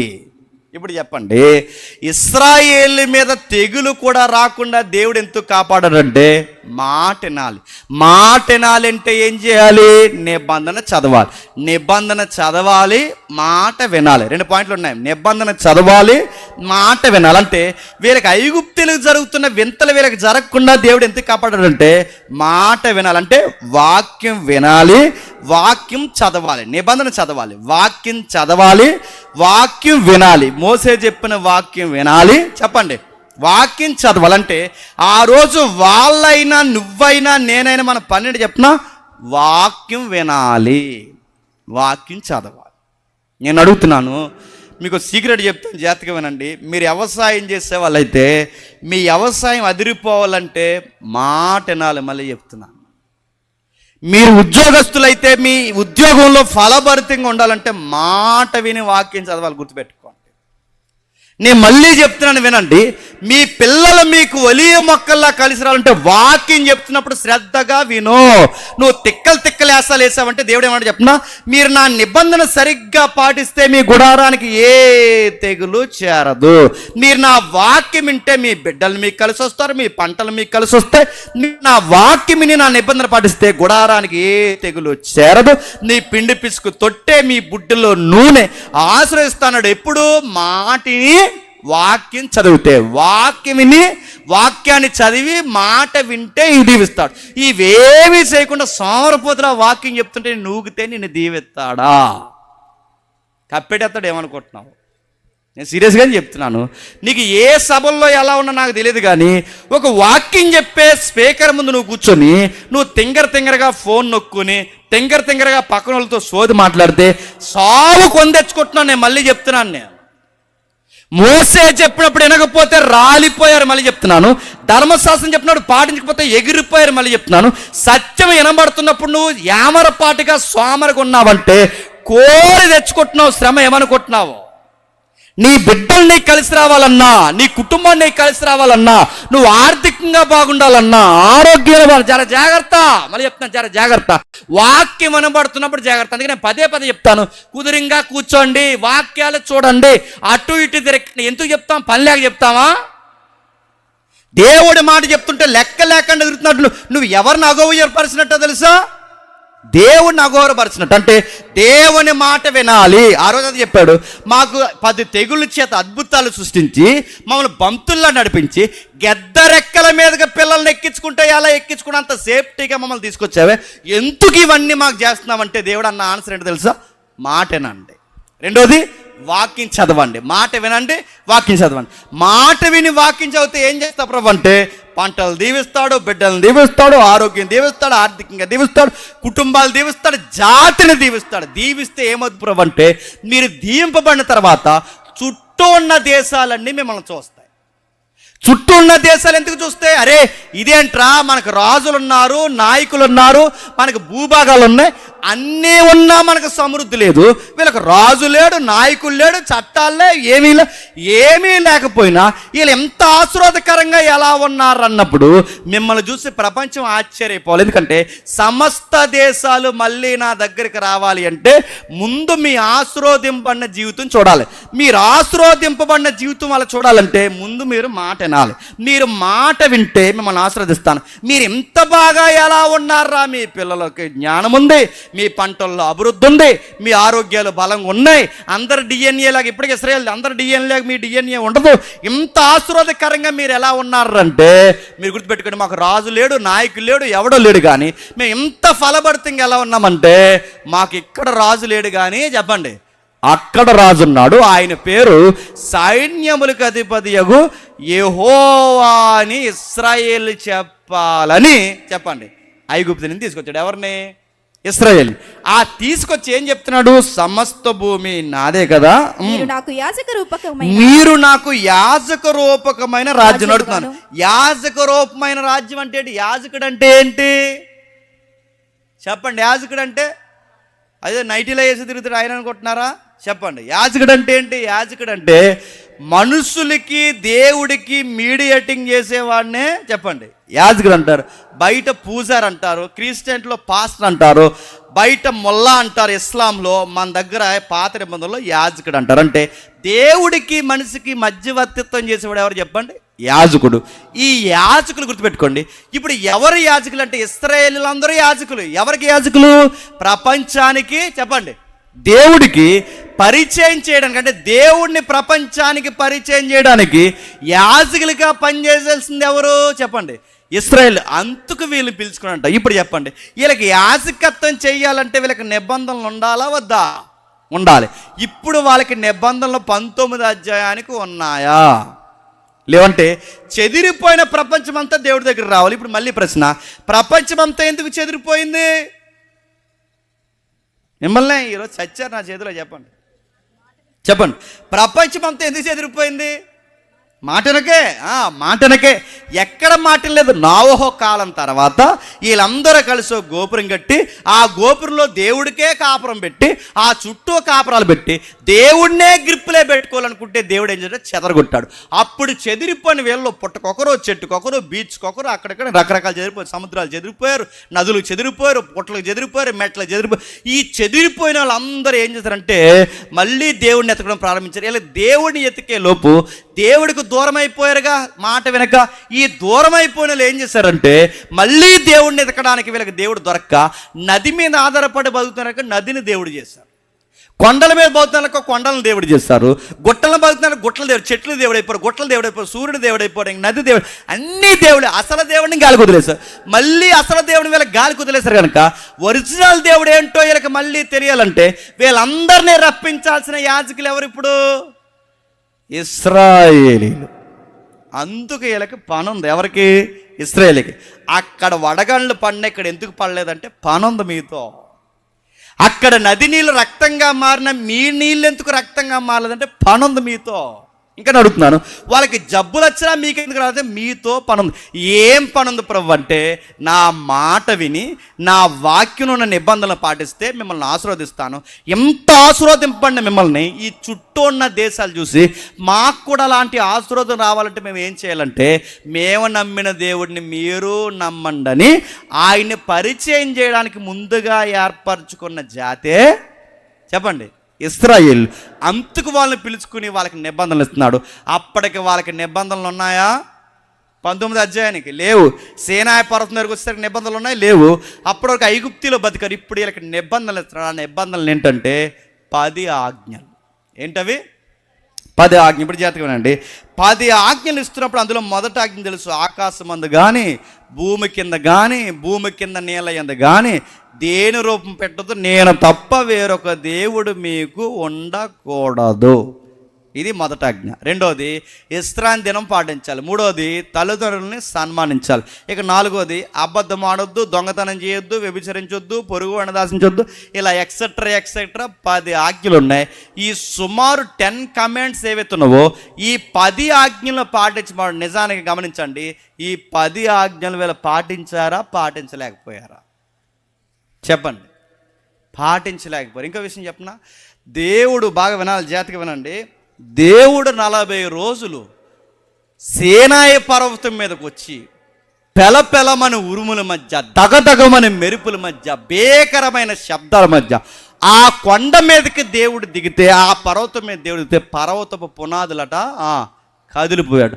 అంత గంభీరమైన పెద్ద దేవుడు, దాని మహిమ, దేవుని మహిమ ఆ సీనాయి పర్వతం మీదకి వస్తే పర్వతపు పునాదులు కలిగిపోయే, బండలు కదిలిపోయే, జనాలు అదిరిపోయారు. ఆ కొండ శివరు ఎవడైనా పట్టుకుంటే వాళ్ళు చచ్చిపోతారు. ఇంత భీకరమైన దేవుడు 40 రోజులు మోసేతో మాట్లాడుతుందంటే, ఒక పెద్ద దేవుడు 40 రోజులు మోసేతో మాట్లాడుతున్నాడంటే ఏం మాట్లాడుంటాడండి? పెద్ద విషయాలే మాట్లాడాలి కదండి. ఇప్పుడు నేను అడుగుతున్నాను, పెద్ద ఆయన వచ్చాడంటే పెద్ద విషయాలు మాట్లాడకుండా చిన్న విషయాలు మాట్లాడుతున్నాడు, దాని అర్థం ఏంటి? మీకు ఉదాహరణ చెప్తాను వినండి. ఇప్పుడు ఎవరో పెద్ద ఆయన వచ్చాడు, ఇది కూడా చెప్పించుకుంటున్నావరా అంటే దాని అర్థం ఏంటి? బాగున్నట్ట బాగాలేనట్ట? బాలేదు. ఇది కూడా చెప్పాలంటే బాగాలేదు. ఇది కూడా అంటే అంతే. కొంతమంది అడుగుతారు చూస్తారా, ఇంత వాక్యం విని ఇన్ని సంవత్సరాలు చర్చకు వచ్చి, ఎంత చర్చలో ఉండి, ఇన్ని పాటలు పాడి, ఇంత వ్యవహారం చేసి, ఇంత సంఘంలో పాల్గొని వీళ్ళు అడిగే దిక్కుమాలిన ప్రశ్నలో ఒక ప్రశ్న అడిగి చెప్పిన, సినిమాలు చూడొచ్చా అని అడిగారు. చూడు సమాధి పోతావు. ఈ ప్రశ్న అడుగుతున్నాను, సినిమా చూడొచ్చు అని అడుగుతాను. నీ ప్రశ్నే చెప్తున్నావు, ఎంత సన్నాసిగల్లా తయారయ్యావో. నేను సీరియస్ చెప్తున్నాను. సినిమాలు ఇది ప్రశ్న, ఇది కూడా చెప్పాలా? ఇది కూడా చెప్ప. సీరియల్ చూడొచ్చా, సినిమాలు చూడొచ్చా, అక్కడికి వెళ్ళొచ్చా, ఇక్కడ కూర్చోవచ్చు, ఇవి కూడా ప్రశ్నలా? మీ ప్రశ్నలే మీ భక్తి ఏ స్టాండింగ్లో ఉందో చెప్తున్నాయా లేదా? ఇంకా నేను చెప్తున్నానండి, ఒక పెద్ద ఆయన వచ్చి ఇలాంటివి కూడా చెప్పాల్సి వస్తుందంటే ప్రజలు బాగున్నట్టా బాగాలేనట్టా? మీకు ఉదాహరణ చెప్తానండి. ఇప్పుడు నేను రాజమండ్రి నుంచి వచ్చాను, ఏ గొడవ లేదు. అమెరికా నుంచి వస్తే బిల్డప్ మామూలుగా ఉంటుందా? నేను చెప్తున్నాను, అమెరికా నుంచి వస్తే ఫ్లైట్కి కారు పంపిస్తారు, వెనకాల ఒక కారు, ముందు ఒక కారు, మధ్యలో ఒక కారు నాది, ఇక్కడ దిగుతాను, ఇక్కడ నా డోర్ నేను తీసుకోను, ఎందుకంటే నా సేఫ్ అని కదా మరి బిల్డప్. నా డోర్ నేను నా డోర్ తీస్తారు. సిగ్గులేనులు కొంతమంది ఉంటారు, డోర్ తీస్తారు. నా వాటర్ బాటిల్ నేను మోయను, సిగ్గులేనులు ఉంటారు, నా వాటర్ బాటిల్ మోస్తారు. నా వాటర్ బాటిల్ నేను మోయడమే కాదు, నా షూ నేను తీసుకోను, తీస్తారు. నేను కూర్చోను, తుడుస్తారు. ఇంత బిల్డప్ ఎవ్వరు. మళ్ళీ 1000 రూపాయల బ్యాచ్ ఉంటారు బాడీ గార్డులు. నడుతున్నాను, నువ్వు ఎమ్మెల్యేవా నీకు బాడీ గార్డులు? సిరి చెప్తున్నాను, కొంతమంది పాస్లో తెంగరేసాలు వేస్తున్నారు, మీకు బాడీ గార్డులు దేనికి? నడుతున్నాను, సావో రేవో తేల్చుకోవడానికి వచ్చిన మనం నీకు బాడీ గార్డులు దేనికి? ఈ బాడీ గార్డులకి 1000 రూపాయలు బ్యాచ్ మళ్ళీ 500 పెంచాలట. ఈ 500 బ్యాచ్ అన్నారంటే 1000 రూపాయల బ్యాచ్కి అన్నారట. తప్పకుండా మీకు ఎవడడ్డురా? మీకు మీరే అడ్డు. మీకు ఎవడడ్డు ఉన్నాడు? ఇంత బిల్డప్ ఇచ్చి లోపలికి వచ్చి నా వాటర్ బాటిల్ నేనే మోయకుండా పక్కోడు, నా బైబిల్ కూడా నేను మోయను చెప్పండి, మోస్తాను. ఎంత ఎంజాయ్ చేసిన తర్వాత అడావుడు వచ్చి అమెరికా నుంచి వచ్చాడంటే మీరు ఏమనుకుంటారు? ఎంతో పెద్ద విషయాలు చెప్పేస్తారు అనుకుంటారు, కానీ మీరు ఎంతో పెద్ద విషయాలు చెప్పేస్తాను. నేను తీరా అమెరికా నుంచి వచ్చి చెప్పాక ఇలా నిలబడి ఒక మాట చెప్తాను, అబద్ధాలు ఆడకండి అన్నాను అనుకోండి. మీరు ఏమనుకుంటారండి? దేవుడి మీద దీవించను కాక వెళ్ళిపోయిన అనుకోండి, ఏమంటారు? ఈ మాత్రం దానికి మళ్ళీ ఫ్లైటు, కారు, మళ్ళీ డోర్ తీసుకోవడం ఒకడు, వాటర్ బాటిల్ మోసడం ఒకడు చెప్పండి, బైబిల్ మోసడం, మళ్ళీ 1000 రూపాయల బ్యాచ్, బాడీ గార్డులు ఒకరు, ఇలా అందరూ నడుతున్నారు. ఇంత బిల్డప్ ఇచ్చి ఈయన గారు చెప్పిన మెసేజ్ ఏంటి? అబద్ధం ఆడొద్దంటే ఈ మాత్రం మాకు తెలియదని మీరు అనుకుంటారా అనుకోరా? మీకు ఈ విషయం అర్థమైతే పెద్ద ఆయన వచ్చి ఇది కూడా చెబుతున్నాడంటే మీకు ఏం అర్థం అవ్వాలి? ప్రాబ్లం అక్కడ లేదు చెప్పండి, ప్రాబ్లం మీలో ఉంది. దేవుడు అంత పెద్ద ఆయన వచ్చి అబద్ధాలు ఆడొద్దు అని కూడా చెప్తుంటే బాగున్నారు ప్రజలు. ఎందుకు చెప్పినా 430 సంవత్సరాలు అక్కడ ఉండి వాళ్ళు మగ్గిపోయి వచ్చారు. ఐగుప్తీలు అబద్ధాలు ఆడిన తప్పు కాదు, దొంగతనాలు చేసిన తప్పు కాదు, వ్యభిచారాలు చేసిన తప్పు కాదు, వాడిని ఈడు దోచుకున్న తప్పు కాదు, వీడిని ఆడు దోచుకున్న తప్పు కాదు, ఏది తప్పు కాదు. ఎంత నీచమైన జీవితం జీవించి వచ్చిన వాళ్ళకి ఏది వాళ్ళకి తప్పు అనిపించడం లేదు. అక్కడ వరకు ఎందుకండి, ఈ లోకంలో బ్రతుకుతున్న మనకు కూడా కొన్ని తప్పు అనిపిస్తున్నాయా? నేను చెప్తాను, ఏమనుకోకండి, కొంచెం పచ్చిగా పర్లేదు వినంటే. వ్యభిచారం చేయొద్దని బైబిల్ ఉందా లేదా? ఉంది. కానీ ఇవిడు చేస్తుంది. చేస్తే అడిగారట, ఏమ్మా తప్పు కదా అలా చేస్తామంటే, ఈ పక్కన అన్న పోన్లేరా భర్త చనిపోయాడు, మరి ఇంకేం చేస్తుంది, ఏదో ఒక తోడు అన్నది. ఏడు పోన్లే? నేను సీరియస్గా అడుగుతున్నాను. నువ్వు బతకాలనుకుంటే ఏం చేయమయ్యా? బతకడానికి ఇలా తప్పట్లేదంటే బతకాలనుకుంటే అడుక్కు తిను, బతకాలనుకుంటే సిగ్నల్ దగ్గర నిలబడు, బతకాలనుకుంటే పాసి పని చేయి, బతకాలనుకుంటే ఒళ్ళు అమ్మకో, బతకాలనుకుంటే ఏదో కష్టపడి చేయి. ఒళ్ళు అమ్మి బతకడం నాకు తప్పట్లేదని అనొచ్చా? అంటే ఈ లోకం ఏమంటుంది చెప్పనా? భర్త లేని స్త్రీలు వేరొకరితో తప్పులు చేసినా తప్పు కాదంటుంది లోకం. లోకనీతి అలా ఏడుస్తుంది, గుర్తుపెట్టుకోండి. ఇంకా నేను చెప్పనా, సందర్భాన్ని బట్టి అబద్ధాలు ఆడినా చెప్పండి తప్పు కాదంటది లోకం. ఐగుప్తి కన్నా దారుణం, గుర్తుపెట్టుకోండి. తప్పు కాదంటది. అందుకే నేను చాలా దిక్కుని చెప్పి మేము చెప్తున్నాను, ఎందుకు దొంగతనం చేసేవారు అంటే పెదరాయుడు దగ్గర ఈ దొంగ అన్నాడట. ఏమనంటే ఆకలి వేసింది అయ్యగారు అన్నాడట. అప్పుడు ఈ పెదరాయుడు అన్నాడు, తప్పు నీది కదరా చెప్పు, ఆకలి రాని కానీ మళ్ళీ అన్నట, ఆకలితో కూడా కాదురా ఆకలి పెట్టినా చెప్పండి. మొత్తం కలిపి ఎవరి మీద గెంటేశారండి?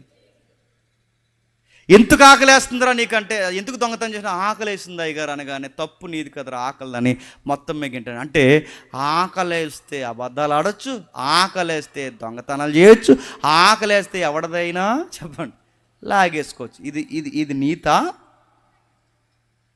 దేవుడు ఏమని చెప్పినా, నీతి కొరకు ఆకలి దప్పులతో ఉండమని చెప్పాడే తప్ప ఆకలి కోసం నీతి తప్పవా డెప్ప ఉప్మా అయిపోద్దని చెప్పాడు. గుర్తెట్టుకో. అవసరమైతే ఆకలితో చచ్చిపో, అవసరమైతే ఆకలితో ఉండిపో, అవసరమైతే నీతికి చనిపో, అంతేగాని నేను ఆకలి కోసం ఇది చేసింటే ఆయన దగ్గర చెల్లుద్దా? నీతి కొరకు ఆకలి దప్పులుతుండు తప్ప ఆకలి కోసం నీతి తప్పొద్దు. ఇలాంటి సీరియస్ కమెంట్స్ ఎన్ని ఇచ్చాడు తెలుసా?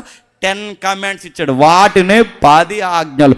ఈ 10 ఆజ్ఞలను వీళ్ళని పాటించమంటే వీళ్ళకి అర్థమైంది ఏంటంటే పాటించలేమని అర్థం. నేను ముగిస్తున్నాను, జాగ్రత్తగా వినండి. దేవుడికి భవిష్యత్తు తెలుసా తెలియదా? తెలుసు. వీళ్ళు పాటిస్తారో లేదో ఈయన ఆజ్ఞలు ఇవ్వకముందే ఈయనకి తెలియాలా వద్దా? తెలుసు. ఇప్పుడు ఈయనకి తెలుసు కూడా వీళ్ళు పాటించలేరని కూడా తెలిసే ఇచ్చాడా? తెలిసే ఇచ్చాడు అడుగుతున్నాను. మరి పాటించలేనప్పుడు ఎందుకు ఇచ్చినట్టు? పాటించలేరని తెలిసినప్పుడు ఎందుకు ఇచ్చినట్లు అంటే వాళ్ళు పాటించలేరని ఇచ్చాడు. ఎందుకు పాటించలేరని ఇచ్చాడంటే వాళ్ళు ఎందుకు పాటించలేకపోతారంటే కారణం ఏంటంటే వీళ్ళిద్దరూ, లేదా క్షమించండి, ఈ జాతి పాటించలేకపోవడానికి కారణం ఇద్దరికి పుట్టాం మనం. ఎవరికి చెప్పండి? ఆదామవలకు పుట్టాం. ఎవరికి? ఆదామవలకు. అంటే ఈ ఆదామవలకు పుట్టిన మనకి ఆ బుద్ధులు వచ్చాయి, అందుకే మనం పాటించలేం. ఇప్పుడు బాగా వినండి, పాపాన్ని ఎందుకు జడ్జాగా చేస్తామంటే, పాపాన్ని ఎందుకు చేయాలనిపిస్తుందంటే వాళ్ళ బుద్ధులు వచ్చాయి మనకి. ఎవరికి చెప్పండి? ఆదామవలు. వాళ్ళు ఎందుకు వస్తాయంటే వాళ్ళ మన అమ్మ నాన్న కాబట్టి. గుర్తుపెట్టుకోండి, మీరు కోనసీమలైనా మేము రాజమండ్రులమైనా మన అందరూ ఫాదర్ మదర్ ఒకరే. ఎవరు చెప్పండి? ఆదాము అవ్వ. ఈ ఆదామవ్వలు ఎవరైతే ఉన్నారో ఆదామవ్వలకు పుట్టాం మనం. వాళ్ళ ఆజ్ఞ అతిక్రమించారు, దేవుడి నీతిని అతిక్రమించారు, స్వభావాన్ని అతిక్రమించారు, సాతానుతో చట్టాపట్టాలేశారు, పూర్తిగా దేవుడికి వ్యతిరేకంగా ఉన్నారు. వ్యతిరేకంగా ఉన్న వీళ్ళకి మనం పుట్టాం కనుక వాళ్ళ బుద్ధులన్నీ వచ్చాయి. ఆ బుద్ధులు ఉన్నప్పుడు గుర్తుపెట్టుకోండి, ఆ బుద్ధి నాలో ఉందంటే ఎవరైనా ఒప్పుకుంటారా? మిమ్మల్ని అడుగుతున్నాను, చెప్పండి. ఇదిగో ఆదాం బుద్ధి నీకుంది, అవ్వ బుద్ధి నీకుంది అని ఎవరినైనా అంటే ఒప్పుకుంటారా? నువ్వు చూసావా అంటారు. ఒప్పుకుంటారా అని అడుగుతున్నాను. నువ్వు చూసావా ఆదాం అంటారు. ఒప్పుకుంటారా అని అడుగుతున్నాను. మనం ఒప్పుకోవాలి అంటే గుర్తుపెట్టుకోండి, ఆదాముకి ఏ ఆజ్ఞలు పెడితే పాటించలేకపోయాడో అలాంటి ఆజ్ఞలు కొన్ని ఉంటే చెప్పండి, ఆ బుద్ధి మనకు ఉందో లేదో తెలిసిపోతుంది. అందుకే దేవుడు ఏమిచ్చాడు తెలుసా? 10 ఆజ్ఞలు ఇచ్చాడు. అంటే ఇప్పుడు ఆదాము బుద్ధి ఉన్న వాళ్ళకి ఏం జరుగుద్ది అంటే ధర్మశాస్త్రంలో ఉన్న ఆజ్ఞలు పాటించకపోవడానికి కారణం ఏంటి చెప్పిన? పూర్తిగా ఆదాము స్వభావంతో నిండిపోయాము. అందుకే దేవుడి నీతికి వ్యతిరేకంగా ఈ స్వభావం ఉంటుంది. దేవుడు అబద్ధాలు ఆడొద్దు అంటాడు, చెప్పండి, అబద్ధాలు ఆడతాం. దేవుడు దొంగతనాలు చేయొద్దు అంటాడు, దొంగతనం చేస్తాం. దేవుడు ఆశించొద్దంటాడు, ఆశిస్తాం. వ్యభిచరించొద్దంటాడు, అక్రమ మార్గాలకు తిరుగుతాం. దేవుడు ఏ జోలికి పోవద్దంటే ఖచ్చితంగా ఏదో ఒక చీకటి పని చేస్తాం. ఇవన్నీ ఎందుకు చేస్తున్నామంటే ధర్మశాస్త్రం మనకు చెబుతుంది మనలో పతనమైపోయిన బుద్ధి ఉంది. నేను ముగిస్తున్నాను, జాగ్రత్తగా వినండి. ఇది మనకు ఉందని తెలియాలంటే మనల్ని స్కాన్ చేసేది ఒకటి ఉండాలి, మనల్ని బయట పెట్టేది ఒకటి ఉండాలి. ఆ బయట పెట్టే దాని పేరు 10 కమాండ్స్ అంటాడు. ఏంటవి? 10 ఆజ్ఞలు. అంటే అది స్కాన్ చేసినట్టు మనల్ని బయటికి లాగుతుంది. అది బయటికి లాగి మన మీద ఏమని నేరారోపణ చేసింది ఒకసారి మీరు చూడండి. రోమిలికి రాసిన పత్రిక 3వ అధ్యాయం, రోమిలికి రాసిన పత్రిక 3వ అధ్యాయం 10వ వచనం నుండి. రోమిలికి రాసిన పత్రిక 3వ అధ్యాయం 10వ వచనం నుండి ముగిద్దాం.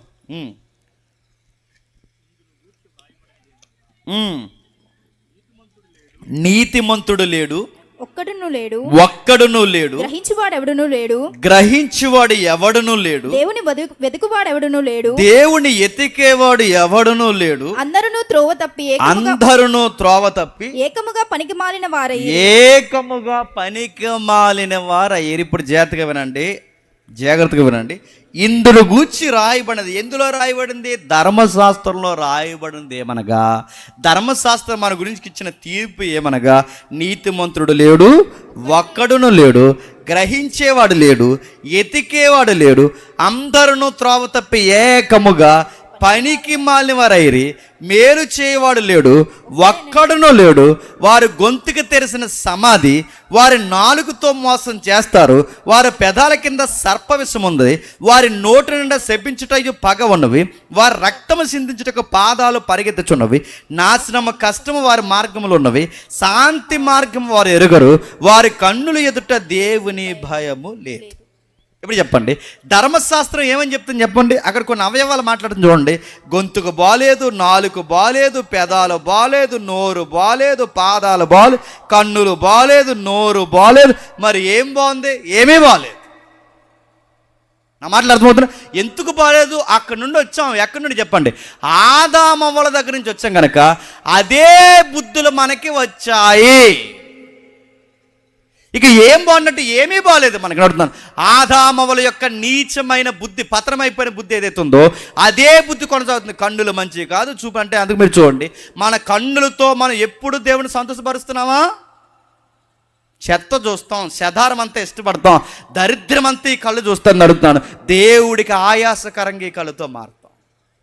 వారి నోరు మంచిది కదంటే ఈ నోరుతో మంచి వాక్యాలే మాట్లాడామా? ఎందరినో శపించామ్మా, ఎందరో నాశనాన్ని కోరుకున్నామన్నా. ఇంకా చెప్తున్నాడు చూడండి, నోరు మంచిది కాదు, నాలుక మంచిది కాదు. ఆ నాలుగుతో మోసం చేస్తారు కాదా?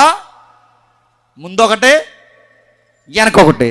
అందరూ ఉంటే బాగున్నారా అని పగలపరుస్తారు, వెనకాల ఉంటే పోతే బాగున్నా అనుకుంటారు. గుర్తుపెట్టుకో కాదా చెప్పండి?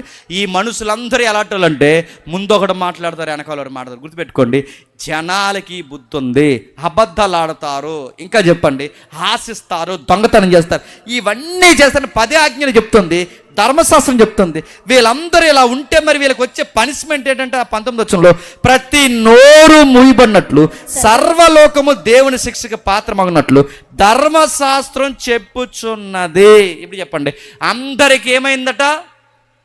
పనిష్మెంట్. అందరికి ఏం కావాలి? ధర్మశాస్త్రం చెప్తుందట 10 ఆజ్ఞలు రక్షించడానికి బదులు మనల్ని ఏమని కోరుతున్నాయి తెలుసా? 10 ఆజ్ఞలు మనల్ని శిక్షించమని కోరుతున్నాయి. ధర్మశాస్త్రం మనం రక్షించమని కోరట్లేదు. చెప్పండి, మనల్ని శిక్షించమంటుంది. ఎందుకు శిక్షించాలంటే ఏ అవయవం వీళ్ళది మంచిది కాదు, వీళ్ళ హృదయం మంచిది కాదు, కన్నులు మంచిది కాదు, నోరు మంచిది కాదు, నడినెత్తి మొదలుకొని అరికాల వరకు ఏ మంచి అన్నా ఉందా? ఏ మంచి లేదు. తలంపులు మంచిది కాదు, ఆలోచన మంచిది కాదు, మనిషే మంచి కాదు. మంచి కాని మనిషిని ధర్మశాస్త్రం ఏం చేయమని చెప్తుందంటే చంపేసి నరకంలో పడేయమని చెప్పింది.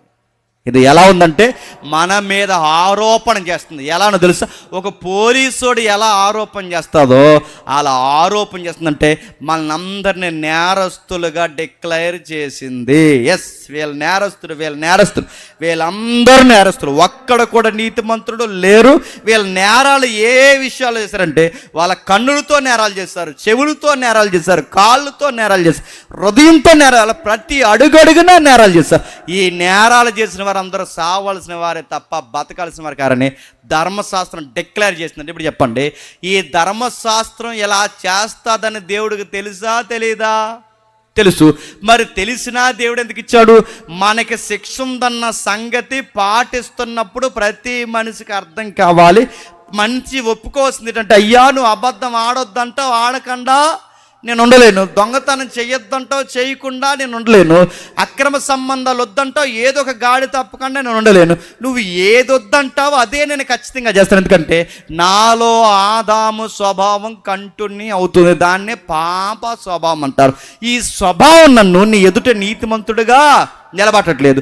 ఈ స్వభావం నాలో ఉందని నాకు తెలియాలి అంటే నన్ను స్కాన్ చేసి బయటెట్టేది ఒకటి ఉండాలి, దాని పేరు ధర్మశాస్త్రం. చెప్పండి, ధర్మశాస్త్రం మనకు జబ్బు ఉందని చెబుతుందా? ధర్మశాస్త్రం అడుగుతున్నాను, లేని జబ్బును మనకు అతికిస్తుందా? చెప్పండి. జబ్బు ఉందే, ఇప్పుడు చెప్పండి, అది ఒక విధంగా మనకు మేలు చేస్తుందా, కీడు చేస్తుందా? మేలే చేస్తుంది. అందుకే ధర్మశాస్త్రం రాకపోతే పాపం అంటే ఎట్టుదో తెలీదు. ధర్మశాస్త్రం మనకి బాగా, ధర్మశాస్త్రం మనకు విరోధమైన అట్లన రాదు. ధర్మశాస్త్రం లేకపోతే పాపం అంటే ఎట్లుతో ఎప్పటికీ నాకు తెలియదు. ఇప్పుడు గుర్తుపెట్టుకోండి, రోడ్డుకి ఎడం పక్కగా వెళితే మనకి సేఫ్టీగా ఉంటామని ఒక చట్టం లేకపోతే ఎప్పటికీ నాకు సురక్షితంగా నేను వెళ్ళలేను.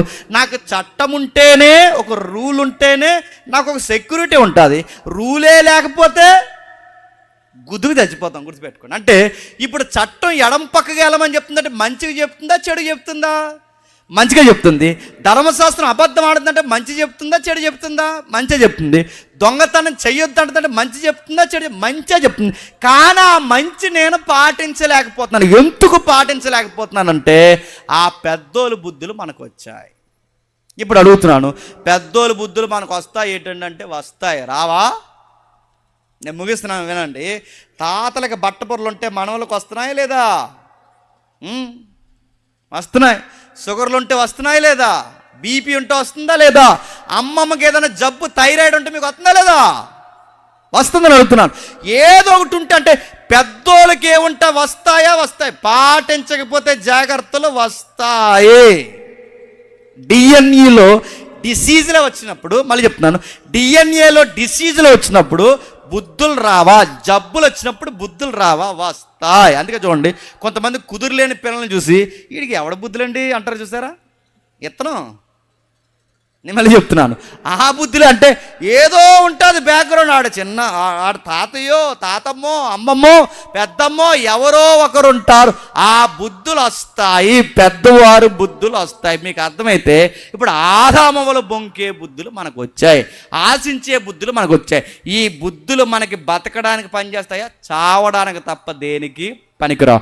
ఇప్పుడు చెప్పండి, ఓ పక్కేమో ధర్మశాస్త్రం మంచిదేని అర్థమవుతుంది, మరో పక్క ధర్మశాస్త్రం పాటించలేకపోతున్నానని అర్థమవుతుంది. ఇప్పుడు మంచిదని పాటిస్తే పాటించలేను, పాటించలేకుండా ఉంటే బతకకుండా చెప్పండి ఖచ్చితంగా చావాలి. ఇటు చావాలా పాటించాలా? పాటిద్దామంటే పాటించలేను, అటు చావలేను. ఈ రెండిటి మధ్య ఇరుక్కుపోయాం. ఆ ఇరుక్కుపోయిన దాన్నే శిక్ష అంటారు, గుర్తుపెట్టుకో. ఇప్పుడు చెప్పండి, అందుకే పౌలు గారు పోలికగా, గుర్తుపెట్టుకోండి, పోలికగా మాట్లాడుతూ ఒక వ్యక్తి క్రీస్తునందు లేనప్పుడు, ఒక వ్యక్తి నీతి యందు లేనప్పుడు, ఒక వ్యక్తి ధర్మశాస్త్రం అండర్లో ఉంటే, ఒక వ్యక్తి దేవుడు తెలియని ముందు తన స్థితి ఎలా ఉంటుందో, మారక ముందు తన స్థితి ఎలా ఉంటుందో వివరిస్తున్నాడు. చూడండి, 7వ అధ్యాయం, రోమిలకు రాసిన పత్రిక 7వ అధ్యాయం 14వ వచనంలో, ధర్మశాస్త్రం ఆత్మ సంబంధమని ఎరుగుదుము, అయితే నేను పాపమునకు అమ్మబడి శరీర సంబంధనై ఉన్నాను. ఏలయనగా నేను చేయనది నేను ఎరుగను, నేను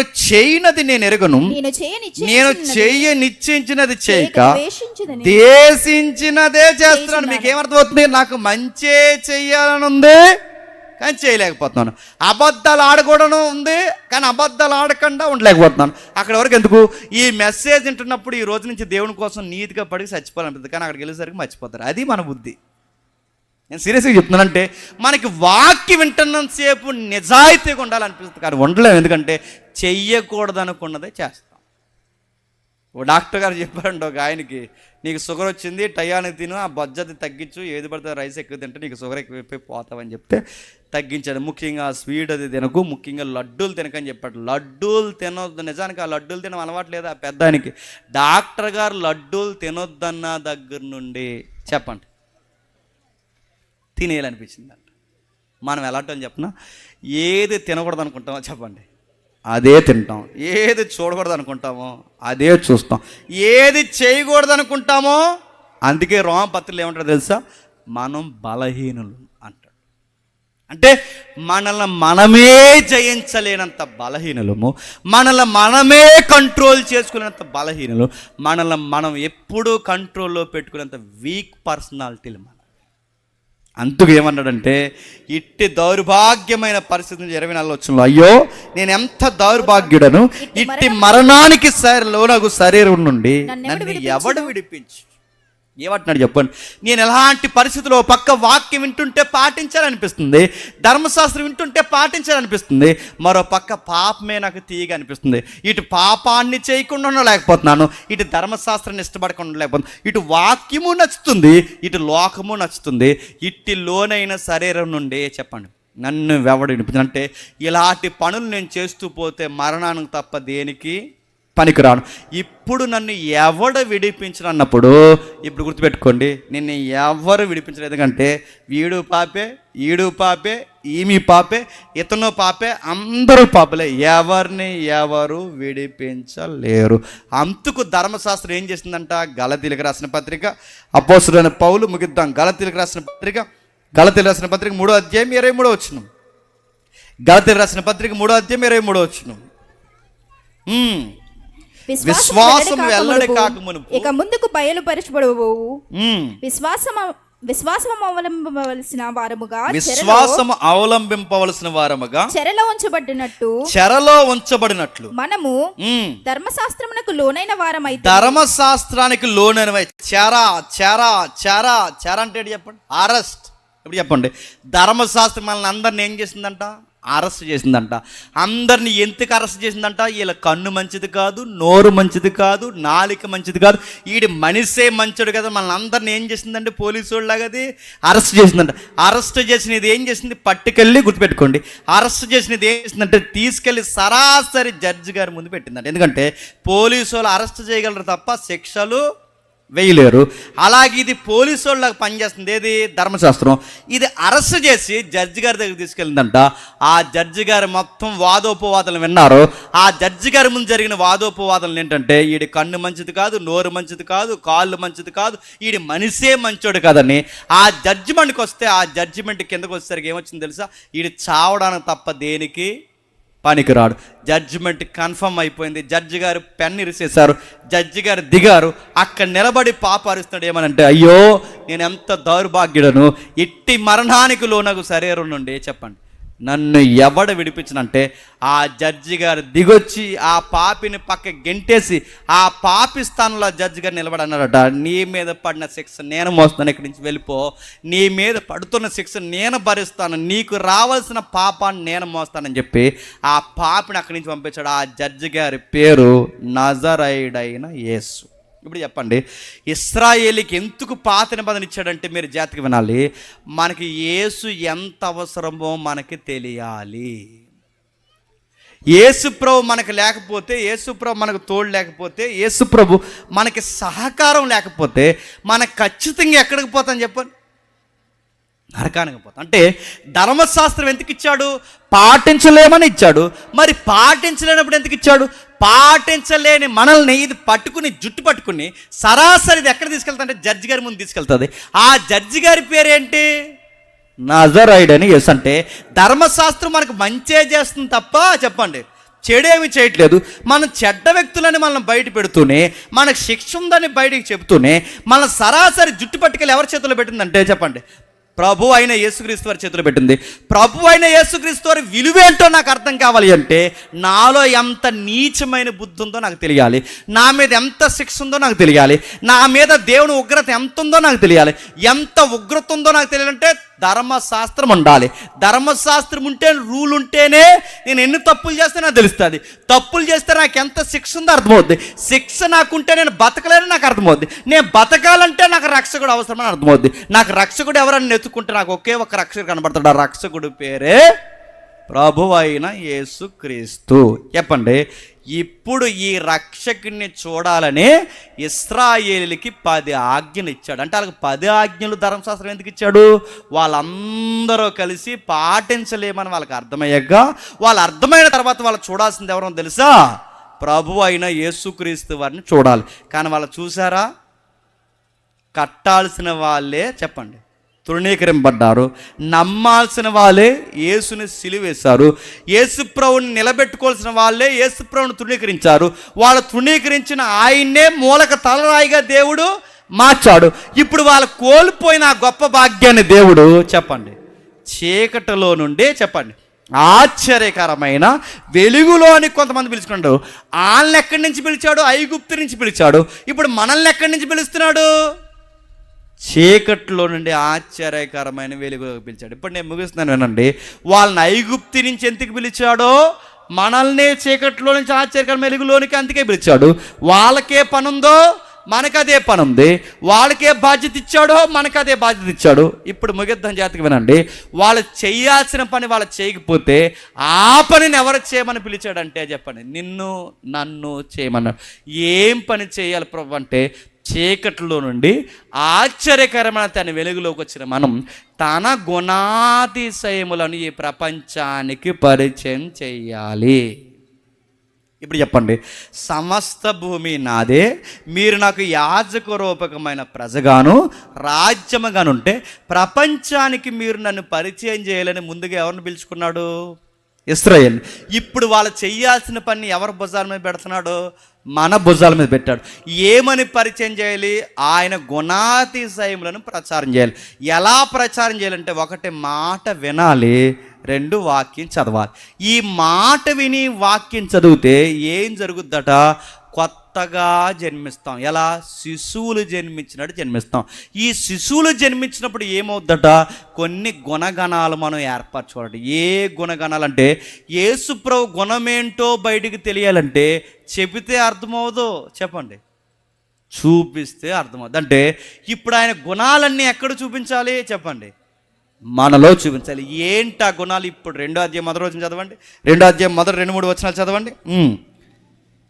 ప్రభు దయాళుడని మీరు రుచి చూసి ఉన్న ఎడల సమస్త దుష్టత్వమును, సమస్తమైన కపటమును, వేషధారణ, అసూయ. ఇప్పుడు చెప్పండి, ఏం మారిపోవాలి చెప్పండి. ఇప్పుడు యేసుప్రభు గుణాలు కనబడాలంటే మనలో ఏ గుణాలు పోవాలి? ఇది పోవాలి. సమస్త దుష్టత్వము, వేషధారణ, చెప్పండి, అసూయ, దోషణ మాటలు పాలు గుర్తుపెట్టుకోండి. యేసు ప్రభు యొక్క గుణగణాలు బయట నువ్వు ప్రకటించడం అంటే అన్యులు బైబిల్ చదువుతారా? చదవరు. నేను చూస్తారు. నేను మళ్ళీ అడుగుతున్నాను, అన్యులు వచ్చి సభల్లో కూర్చుంటారా? వాళ్ళు కూర్చోరు, నీతో మాట్లాడతారు. గుర్తుపెట్టుకోండి, యేసు ప్రభుకి విలువేంటో, ఈ బైబిల్ దేవుడు విలువేంటో ఎక్కడ చూస్తారు చెప్పనా? నా మాటల్లో, చేతల్లో, పనుల్లో చూస్తారు. నువ్వు విద్యార్థి అయితే తోటి విద్యార్థులతో నువ్వు క్రైస్తవ బిడ్డగా నువ్వు జాగ్రత్తగా ఉండాలి. నువ్వు వాళ్ళతో మ్యాట్నికి పోకూడదు. ఇది సీరియస్ చెప్తున్నాను. వాళ్ళతో పార్కులు, బీచ్లను తిరగకూడదు. నువ్వు క్రైస్తవ బిడ్డవైతే నువ్వు ఉంటే పూర్తిగా ఇటు లేదా పో, ఆ బీచ్లోకి అంతే, అటు ఆ పార్కులోకి అంతే. కానీ అటు ఇటు నువ్వు ఎవరిని అవమానిస్తావో తెలుసా? నువ్వు ఇటు చర్చికి వచ్చి మళ్ళీ వాళ్ళతో పోరంబోగ పనులు చేస్తున్నావంటే నువ్వు సరాసరి యేసుప్రభు గుణాలే అవమానిస్తున్నట్టు. నేను సీరియస్ చెప్తున్నాను. మీరు క్రైస్తవ బిడ్డలైతే మీరు కాపరాలు చేస్తే పక్కింటోళ్ళు గొడవలు ఎక్కి, రోడ్లు ఎక్కి, కోట్లు ఎక్కి, పోలీస్ స్టేషన్లు ఎక్కుతారు. మీరు చర్చికి వెళ్ళిపోయే బిడ్డలైతే మీరు భార్య భర్తలుగా కోట్లు, రోడ్లు ఎక్కడానికి వీల్లేదు. ఉదయం గొడవ అయ్యేసరికి సాయంత్రానికి మీరు కలిసిపోవాలి. వాళ్ళు అడుగుతారు, రే మేము గొడవ అయితే మేము తట్టుకోలేక రకరకాలు నరుక్కునే వరకు పోతాంరా, మీరింత బాగా ఎలా సర్దుకుపోతున్నారంటే అప్పుడు మీరు చెప్పాలి, మేము యేసయ్యని నమ్ముకున్నాం, మేము ఎన్ని గొడవలు ఉన్నా మేము సర్దుకుపోతామని చెప్పాలి. చెబుతామా? అలా తయారై మీరు అలా తయారయ్యారు. చెప్తామని అడుగుతున్నాను. మన కాపరాల్లో నన్ను చెప్తున్నాను, దేవుణ్ణి కనపరచాలి. ఇప్పుడు ఉన్నాను, మా కాపరంలో కూడా గొడవలు ఉంటాయి. మా వైఫ్ ఏం తిరగ మాట్లాడుతుందా? అదే అప్పుడప్పుడు తిక్కలేగిపోయి మాట్లాడతా. నేను సీరియస్ చెప్తున్నాను. మా లైవ్ కూడా చదువుతుంది ఇప్పుడు నాకు తెలిసి. అప్పుడు తిక్క మాటలు మాట్లాడుతుంది. ఈ తిక్క నాకు తిక్కలు ఎగిసిపోతాం, కోడితే గోడ కంటిపోద్ది అనుకుంటున్నారు, కానీ కొట్టలేం. ఎందుకు? యేసుప్రభుని నమ్ముకున్నాం కాబట్టి.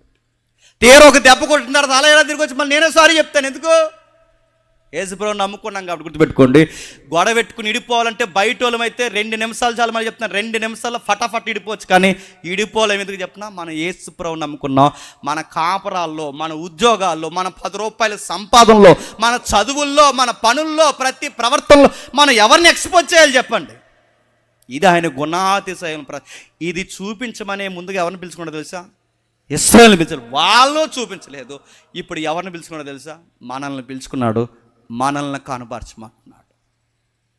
దోషణ మాటలు మానేయాలి. ప్రతి కుటుంబానికి పేర్లు ఎట్టడం మానే. నేను మళ్ళీ చెప్తున్నాను, నేను మనకుంటే దరిద్ర బుద్ధుల బుద్ధి అని చెప్పిన ప్రతి కుటుంబానికి పేరు పెడతాను. నేను మళ్ళీ చెప్తున్నాను, నువ్వు అందరి కుటుంబాలకు పేర్లు ఎట్టావో దేవుడు నీ కుటుంబానికి పేర్లు పెడతాడు. నేను మళ్ళీ చెప్తున్నాను. నువ్వేమనుకుంటే అనుకో, నువ్వు ఎదుటోళ్ళ పిల్లలకు పేర్లు ఎట్టావో దేవుడు నీ పిల్లలకు పేర్లు పెడతాడు. నువ్వు ఎదుటోళ్ళ పిల్లల కోసం రోడ్ల మీద నీ పిల్లల రోడ్ల మీదకి దేవుడు లాగుతాడేమనుకుంటున్నావో, ఎదుటోళ్ళ కాపురాల్లో చిచ్చులు పెట్టావు, నీ కాపురంలో నిప్పులు ఎడతాడేమనుకుంటున్నావు. సీరియస్ చెప్తున్నాను. ఎదుటోళ్ళ మాటలు, ఎదుటి వారి మీద నీ మాటల చేత నిందలేస్తావు, దేవుడు నీ మీద పిడుగులేస్తాడేమనుకుంటున్నావు. మానేక నువ్వు యేసుప్రభుని నమ్మకం ముందు ఎలా ఉన్నావు వదిలే. ఇప్పుడు నీ దగ్గర అసూయ కుదరదు. నువ్వు ఎలాంటి దానివో తెలుసా? అసూయ ఉండదు. ఎంత అసూయ చెప్పినా ఎదుటోళ్ళు నీకన్నా మంచి బట్టలు వేసుకుంటా చూడాలి. ఇదేం బుద్ధి అండి? నువ్వు మళ్ళీ చచ్చికి వస్తాను అడుగుతున్నావు, ఎదుటోళ్ళు మంచి బట్టలు వేసుకుంటావు చూడలే, బాగా రెడీ అయితే చూడలే, వాళ్ళ ఫంక్షన్ చేసుకుంటే చూడలే. మంచి బుద్ధి అన్నది? ఆడెవడైనా బైక్ కొనుక్కుంటే చూడలే, వస్తువు కొనుక్కుంటే చూడలే, ఓ కారు కొనుక్కుంటే చూడలే. అక్కడ వరకు అంతకు ఎంత అసూయ అంటే ఆ పక్కింటో నీకన్నా 2nd ఫ్లోర్ ఎత్తే నీకు షుగర్ వచ్చేది. నీకు ఆడు సైడ్ నీకు షుగర్ ఎందుకు వచ్చేది? నేను అడుగుతున్నాను, ఆడ కట్టుకుంటే నీకు బాధ, నీ శాతం నువ్వు కట్టుకో. వాడు ఇల్లు కట్టుకుంటే చూడలే, బండి కొట్టుకుంటే చూడలే, వాడు ఏదైనా కట్టుకుంటే ఎదుటోళ్ళకి పేర్లు పెట్టకుండా ఉంటున్నాడు. నువ్వు ఎందుకు ఎదగమో చెప్పనా? నేను మళ్ళీ చెప్తాను, నువ్వు నేను ఎందుకు ఎదగమో చెప్పనా? మన కళ్ళు మంచివి కాదు, మన బుద్ధి మంచి, మన మనసు ఎవరైనా పచ్చుకుంటే మనం చూడాలి, అందుకే ఎదగం మనం. నేను మళ్ళీ చెప్తున్నా, మన జీవితాలు ఎక్కడేసిన గొంగలు అక్కడ ఉండని కారణం పేర్లు ఎడతాం, ఇతరులకు పేర్లు ఎడతాం. ఇతరులకు పేర్లు పెడితే దేవుడిని ఆశ్రదిస్తాడా? నేను మళ్ళీ చెప్తున్నాను, పిల్లికి బిచ్చం పెట్టం, ఎదుటోళ్ళకి ఆశీర్వాదకరంగా ఉండవు, కనీసం గుప్పెడు మెతుకులు ఎవరికి పెట్టం. కానీ ఆకాశవాకులు కదా అర్థం, గుప్పులు కూడా ఎప్పటి నీకేమనుకుంటున్నావు? గుణాతిశయాలను ప్రచారం చేయడం అంటే ఏటాని గుణం చూపించడం? ప్రేమించు. మళ్ళీ చెప్తున్నాను, ఎదుటోళ్ళని ప్రేమించు. ఎదుటోళ్ళని గురించి వాళ్ళు ఎట్లాగున్నా వాళ్ళకి ఇవ్వాల్సిన గౌరవాన్ని ఇచ్చి, ఎందుకంటే వాళ్ళ దేవుని స్వరూపం గుర్తుపెట్టుకో. ఎదుటి నైబర్ని, పొరుగోడిని ప్రేమించడం రాని నీవు, ఎదుటి వ్యక్తిని ప్రేమించడం రాని నీవు నేను యేసయ్యని ప్రేమిస్తా అంటే బైబిల్ ఏమని చెప్పిన నువ్వు అబద్ధకుడు. ఎందుకంటే కళ్ళ ముందు కనబడిన సహోదరుని ప్రేమించడం రాని మనం కనబడిన దేవుని ప్రేమిస్తుంటే పచ్చి అబద్ధికులను గుర్తుపెట్టుకోండి. ఎదుటోళ్ళు ఇల్లు కట్టుకుంటున్నారా, ప్రార్థన చేయి చేతన అయితే. ఎదుటోళ్ళు బట్టలు వేసుకుంటున్నారా, బాగున్నారని చెప్పు, మంచి కితాబీ. ఎదుటోళ్ళు బాగున్నారా, నాకన్నా బాగున్నారని చెప్పు. అసూయ పడొద్దు, దోసన మాటలొద్దు, కల్మసం వద్దు. ఇవన్నీ లేకుండా నన్ను ఏం చేయమంటావంటే క్రొత్తగా జన్మించాలి. క్రొత్త జన్మ ఎప్పుడు వస్తుంది చెప్పండి? వాక్యం విని చెప్పండి, వాక్యం చదివితే అప్పుడు పుడతాం. నేను అడుగుతున్నాను, రోజు వాక్యం చదువుతాను నీ ముఖానికి, సిరీస్ చదువుతున్నాను. ఆదివారం వస్తే కానీ ఆ బైబిల్ మళ్ళీ నీకు గుర్తురాదు. నీకు ఈ లోపల నీకు ఆరోగ్యం ఇచ్చేయాలి, ఈ లోపల నీ బిడ్డలను దీవించాలి, ఈ లోపల నీ ఉద్యోగం దీవించాలి, ఈ లోపల నీ ఆర్థిక నిన్ను ఎందుకు దీవించాలి? నువ్వు బైబిల్ చదువుతున్నావా?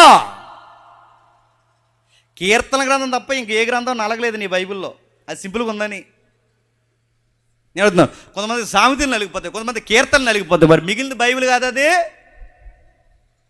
బైబిల్ చదువు, ఒక అధ్యాయం చదువు, ఒక పాట ఉండదు, బాప్టిజం ఉండదు, సహవాసం ఉండదు, ఏమీ ఉండదు. కానీ నీకు ఎగ్జామ్స్లో మాత్రం 5 క్లాస్ మార్కులు ఇచ్చాలి నీ పిల్లలకి. నీకు ఇస్తాడా? ఈ టిక్ టాక్లు ఫెయిల్ అయిపోతారు ఏమనుకుంటున్నా, మళ్ళీ చెప్తున్నాను. ఇస్తారని అడుగుతున్నాను. నీ బిడ్డల్ని ఎప్పుడు దీవిస్తాడు? నీ గుడారానికి తెగులు రాకుండా ఎప్పుడు దీవిస్తాడు? నీకు ఆరోగ్యాన్ని ఎతికిస్తాడు? ఎదుటి వారిని చూడడం మార్చుకో. ఎదుటి వారిని మంచిగా చూడు.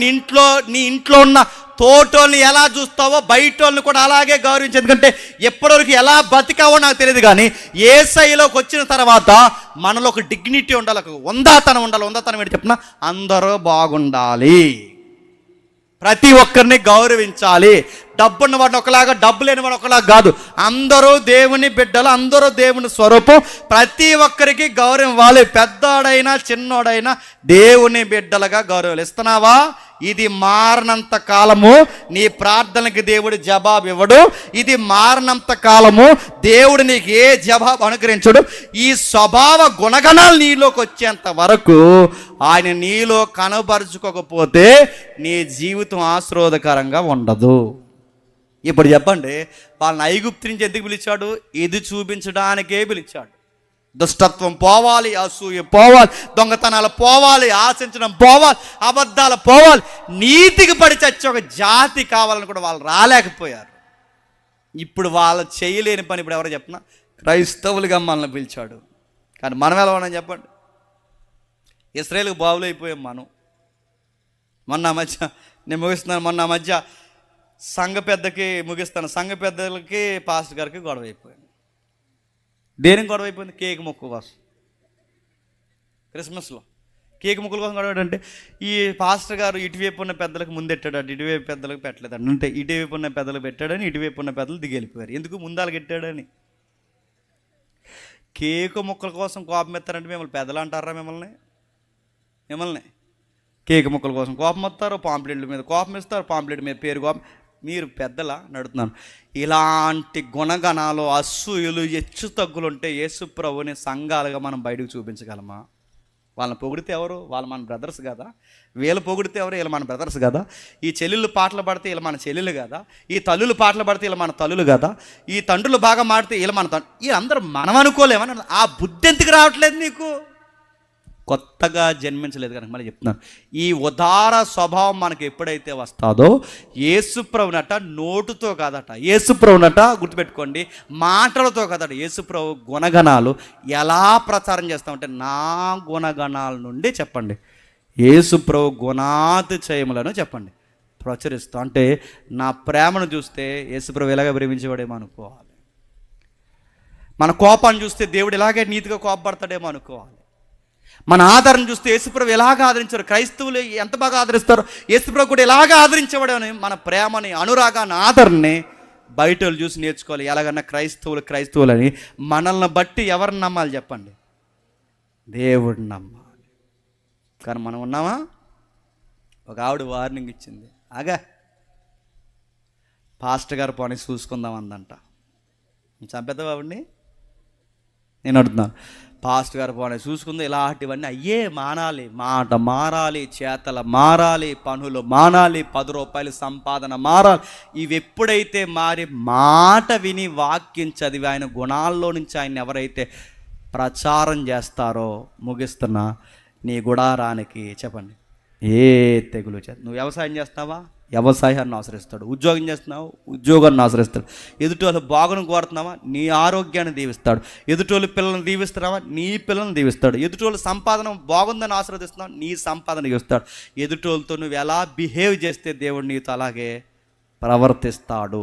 ఇది అర్థమైన వారు ధన్యులు, అర్థం కాని వారు మీ ఆత్మలకు మీరే ఉత్తరవాదులు. దేవుడు మిమ్మల్ని దీవించును గాక. Amen, amen, amen. ప్రార్థించారు.